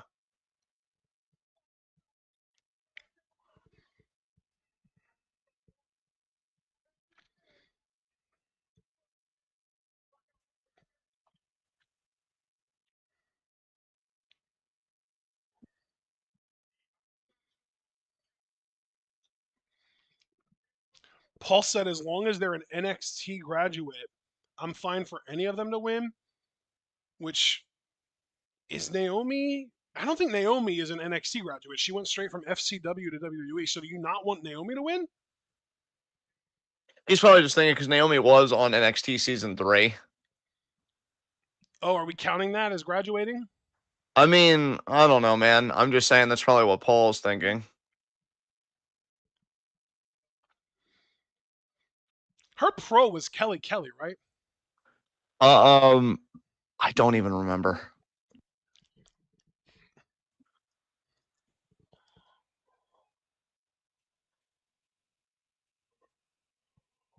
Yep, it was. Just looked it up. She was the runner up to Caitlyn.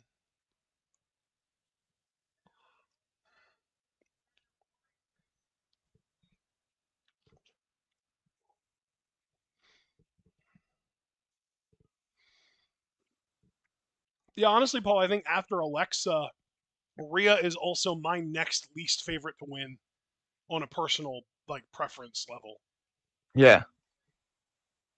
But she's also who I expect to win the most.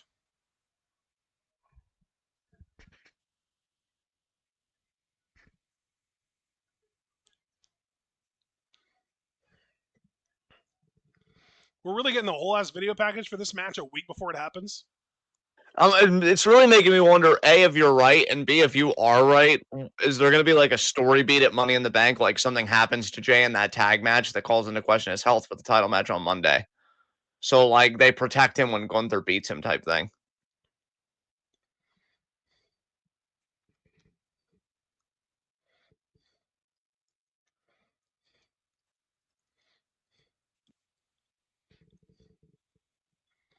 What is this now? Gunther's sitting next to Jay.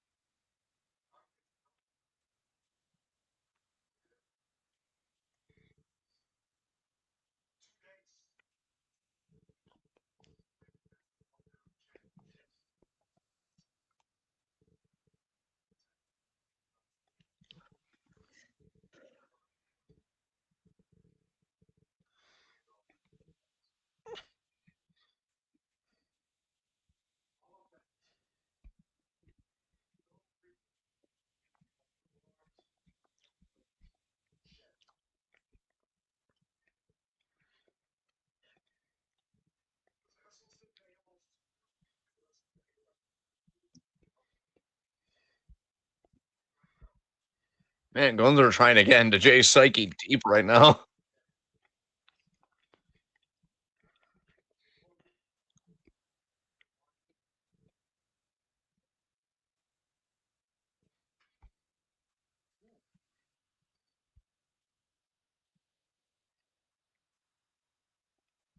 Oh my god.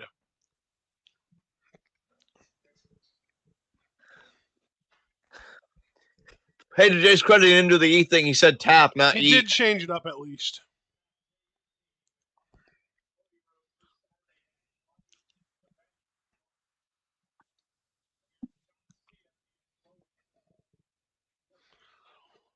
I think that Gunther called Money in the Bank Saturday night's main event. Oh, well, you know. Kathy Kelly said SummerSlam or whatever earlier, so I guess nobody really. Yeah. I mean, I've heard Triple H isn't even a fan of the Money in the Bank concept, so maybe they're just, this is the last one. We don't know. I hope that it goes well, bud. I know you love these pay-per-views. Indeed. Yeah, I hope if this is the last one, I hope we get at least one briefcase holder I could be excited about, i.e. Naomi. Would you be at all excited about Rhea or nah? Wait, let me lower my volume. Did you ask if I'd be excited about Rhea? Yeah. No, because she doesn't need it. Right. She doesn't need it. Whereas with Naomi, you could argue maybe she doesn't need it either, but it at least makes sense for her character. Because Rhea, I'm telling you, if Rhea wins it, I 100% see it as she comes out in a segment where Io's talking or something and says, Io, I just want to let you know face to face, I'm cashing this in for Evolution 2, me versus you. And it's like, okay, cool. But like, you could have so easily earned that title shot in my mind.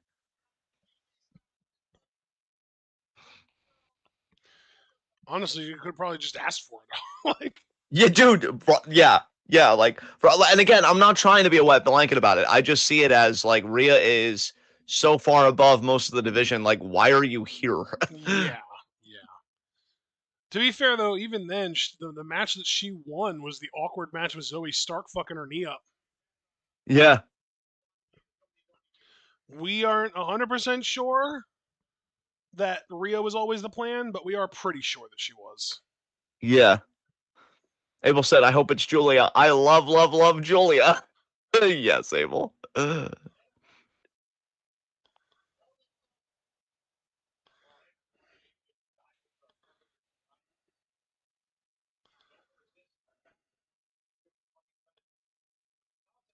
Superior Paul said, I do think that it should be cash in for Evolution because at least that's promotion for the PLE. I don't even disagree with you, Paul, per se. I mean, I don't know, Superior Paul, because I know you're like a pretty regular listener, but I also know you're not in every live chat because of time differences and stuff like that. Plus, you're too handsome to be here all the time. Let's be serious. But I have been saying that, like, I think You realize Naomi you just wins. insulted everyone in our chat, right? I mean, you know, they know they're handsome too, but we also know that we need people to be here to keep things going. But yeah, I mean, I feel like Naomi's gonna win and then cash in on Jade at SummerSlam. That's always been my prediction. That's pretty much what I'm gonna lock in on Friday. That's the one prediction I've really been out and out about. Like, it shouldn't be a secret to anybody. So Javara said, I would really like to see my wife win Money in the Bank. Julia winning Money in the Bank would be wild, honestly.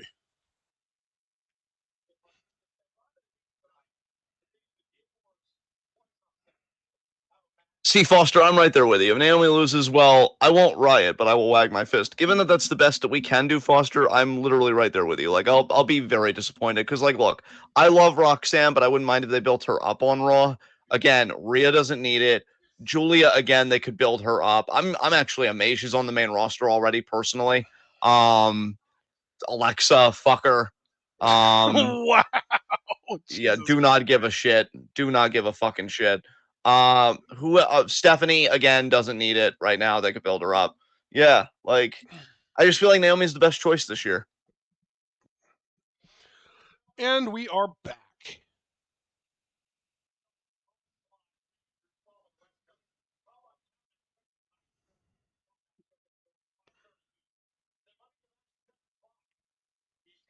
Super Blue said, time to do the job, AJ. I wouldn't be so sure about that. I don't know.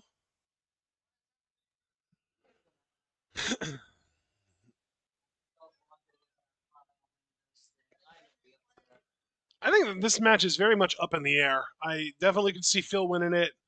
I can imagine Allen winning it, and I do think there's a chance El Grande wins it too. I really can't decide who I think is most likely to win.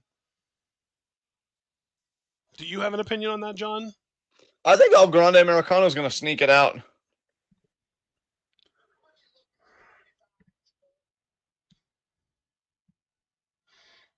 He's the one I don't like.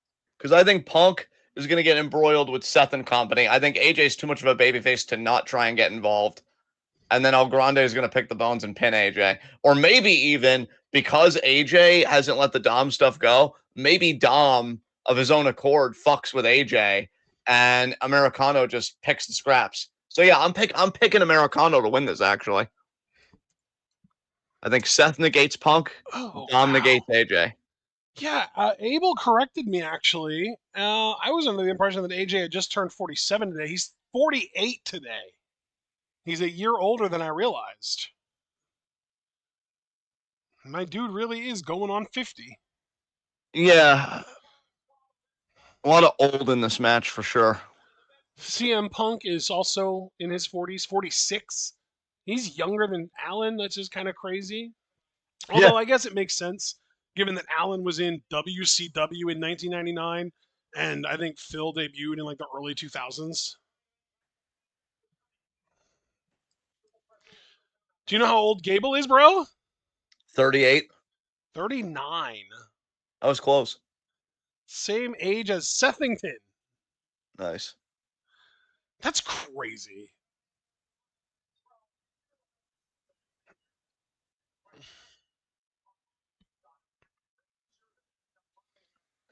Good ref work.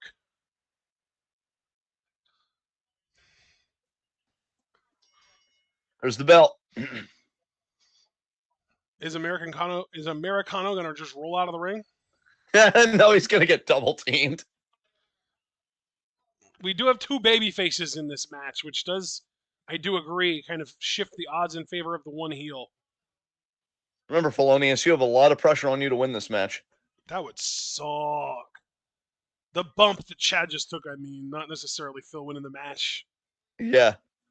I wouldn't be overly stoked about that either, but. All right, here Man, we go. That bump Chad just took looked very painful.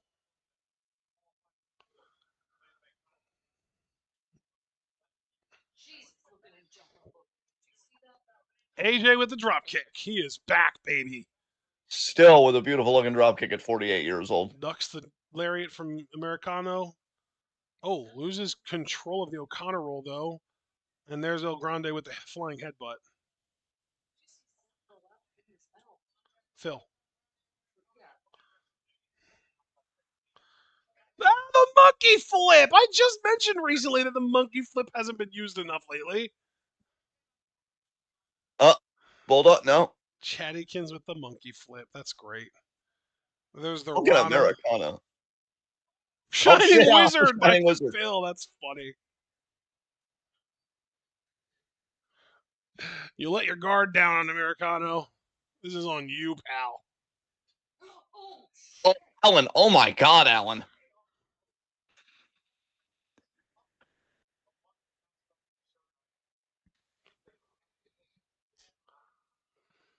Oh, Allen in the corner hard. Got a foot up. Out over. Mini forearm.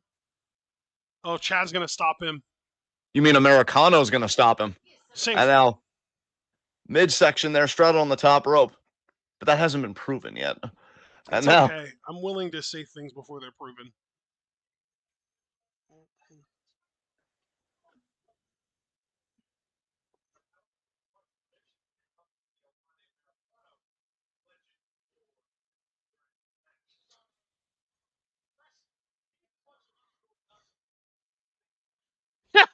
He's less of a luchador than Nacho Libre. just drove him into the announce table. Gracias! Oh my God. We gonna cut the commercial here? Yep. Yes. Only 2.5 minutes though.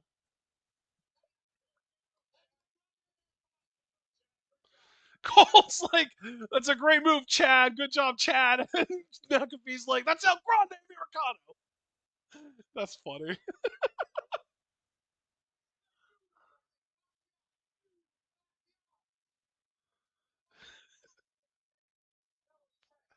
Oh my god, this is ridiculous. Yes.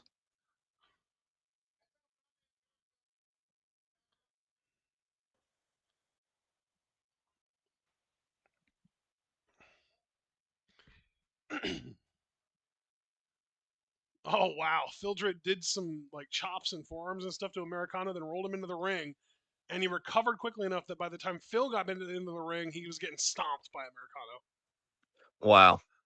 Oh, and speaking of stomps, now Americano stomping that mud hole and walking it dry. Oh my god, he just forearmed the shit out of Allen and knocked him off the apron.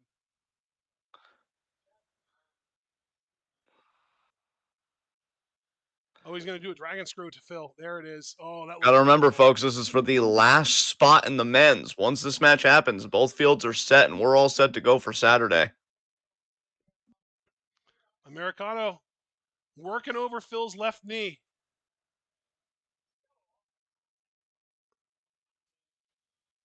Oh my god, he is really putting in the work on Phil's left knee. Do you hear how upset my mom is? Yeah, she's freaking out. She's really upset. You don't even like Punk that much, though, either. He's a really effective heel.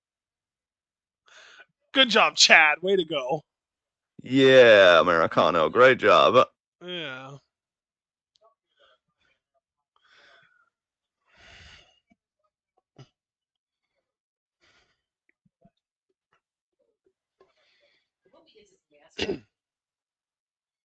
He better not get his mask taken off by anyone other than a luchador. That would be egregious. Holy happened. Dragon Lee's tried before. I think Rey Mysterio's tried before, too. Oh, man. Chaddykins going up top. Oh, are we going to get a Tower of Doom?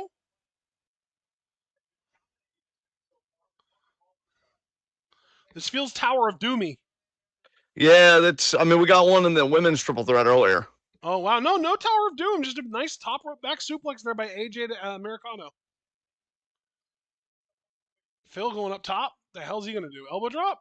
Yeah, elbow drop. All three men now are down. Now I finally got a live feed again.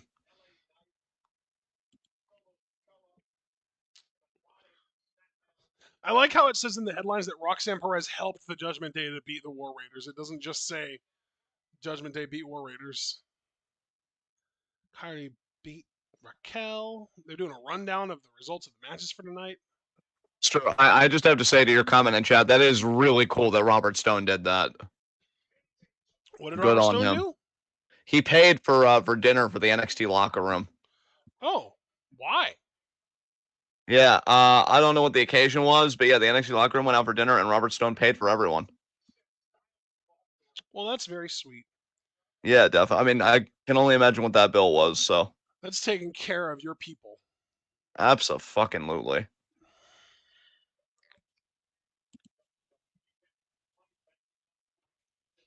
I am quite the fan of Robert Stone. I've liked him for quite a while now. Yes. Which is funny because I really did not like him in TNA when he was Robbie E. Remember Robbie E? Yeah. Hated that shit. Felt so disingenuous to me.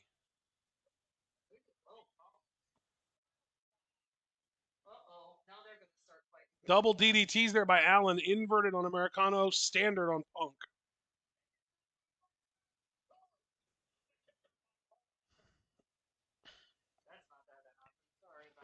Damn. Allen can't get the job done right now. Not those DDTs didn't get the job done. Alex Foster in chat said that he ironically liked Robbie E. So are you saying that you liked Robbie E in an ironic way, or that it's ironic that I don't like him but you do? I feel like the latter, but of course we'll let You're Foster probably answer. right. Meanwhile, I think you're right about that, but we'll see. Allen looking for Styles Clash. Oh, but El Grande taking it into an ankle lock.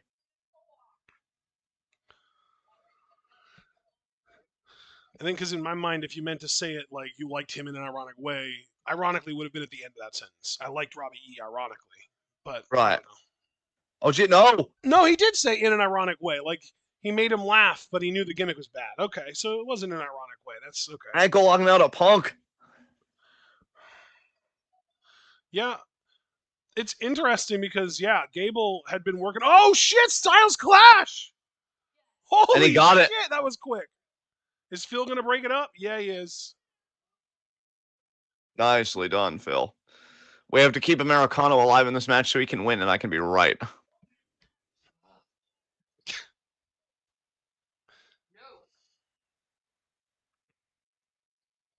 Mom, that already happened. That was a replay. My mom's watching the replay of Allen pinning Americano, and she was like, "No!"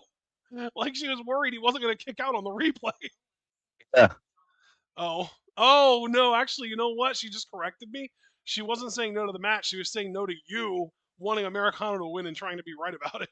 Well, I really hope this doesn't strain our friendship, but I think me and Bestie can survive this. I would hope so.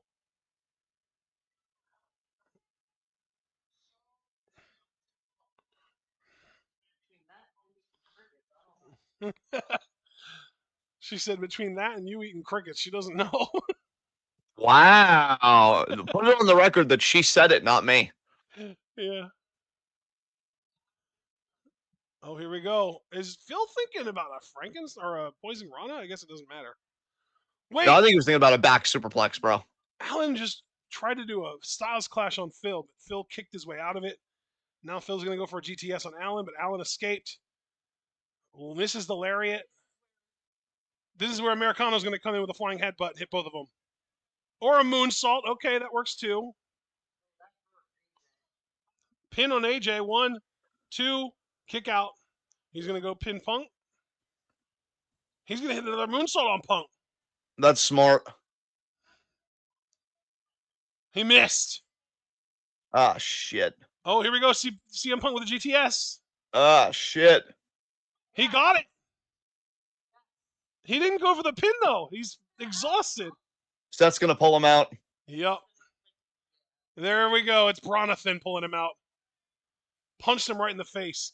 All of this is legal, by the way. It is a triple threat match.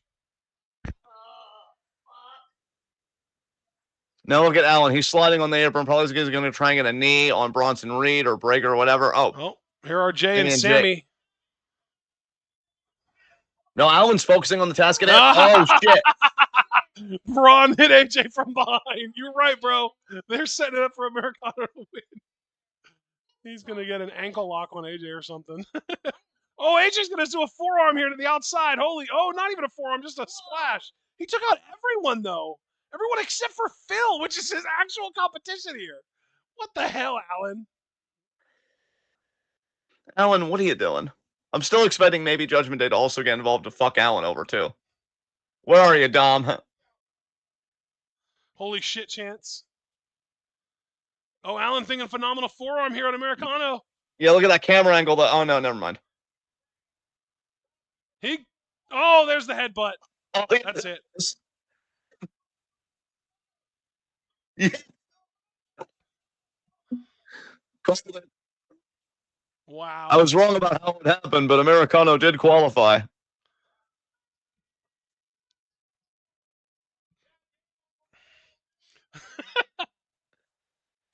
I will say, and here's the thing.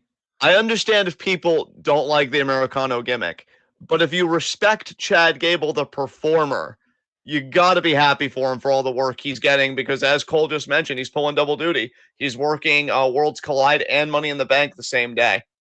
The same day. That's right. He's going against Hijo del Vikingo earlier on in the day, and then he's in Money in the Bank ladder match. And now Punk's going after Bronathan. No Seth to be seen, by the way. Oh, here he comes. He gouged his eyes out again. That was hilarious when you did it the first time. Those Seth's fucking wearing screams. a literal long leather trench coat like he's in the Matrix. Matrix Cowboy Seth Rollins. Yeah, he's giving like 2002 Edge vibes. What the fuck? Right? Like, Yeah. Oh, here comes a spear. Woo!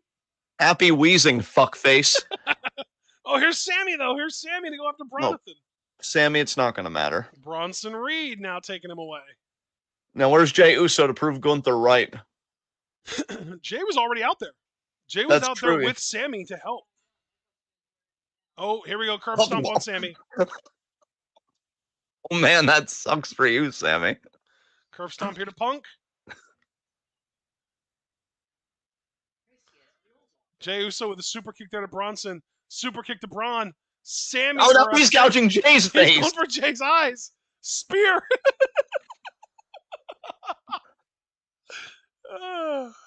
Man, Gunther's like, this is the best. Stomp there to Jay. Holy shit. This is horrible. My mom hates it when heels succeed. I love it when he'll succeed. I know you do. Yeah, squash Jay. I love it when certain heels succeed, not all. Stop making stupid decisions, Jay. Who are you, Jimmy Uso? Tsunami on Jay. He's definitely losing next week, dude. Jay's life is hell right now. How does your life get worse after winning the title? Doesn't everyone's life get worse after winning the title because it puts a title target on their back? I mean, fair, but Jay seems especially bad. Because of what Gunther said, because he keeps going out of his way to help his friends while he's got the target on his back. Which makes me right the whole time that true friendship in pro wrestling is seeing your friends as a game piece. And then when you've leveled up, just stop worrying about them. You're not doing friendship right, Jay. I think that's exactly what Cody Rhodes does when he's champion, is he stops caring about his friends. So it's a little concerning to me that you're like giving advice that Cody Rhodes already takes. You know what? This might really show how much of a sociopath I'm becoming, but I'm standing with Cody Rhodes on this one. Wow. Yeah. Yeah, that's wow. He's just right. I don't know what to tell you people. Anyway, thank you guys for joining us. Thank you, Super Blue, for the request. And so please leave a like as you file out. And subscribe with the bell icon for notifications so you don't miss any of that TWitWoW goodness. Check out everything we're involved in the description box. Follow us on Blue Sky and Twitch because we are the best wrestling podcast in all the AWC. We will see you guys Thursday for Stardom recap. And then if you just care about WWE / Money in the Bank coverage, Friday 11:30 it's going to be preview predictions for Money in the Bank. Then Saturday at 7 we go live for the Money in the Bank live reactions. I'm pretty sure we're doing the whole show. And then I guess afterwards we'll do review of Money in the Bank, and then maybe kind of a low-key week in review that just talks about NXT and Evolve, especially because, this week on Evolve, we will know our first ever men's world champion. It's going to be Jackson Drake. You heard it here first. And so, yeah, it's going to be a really fun week, guys. So until then, enjoy the time while you're waiting for us. Be good to yourselves and each other. Tune in. Peace out.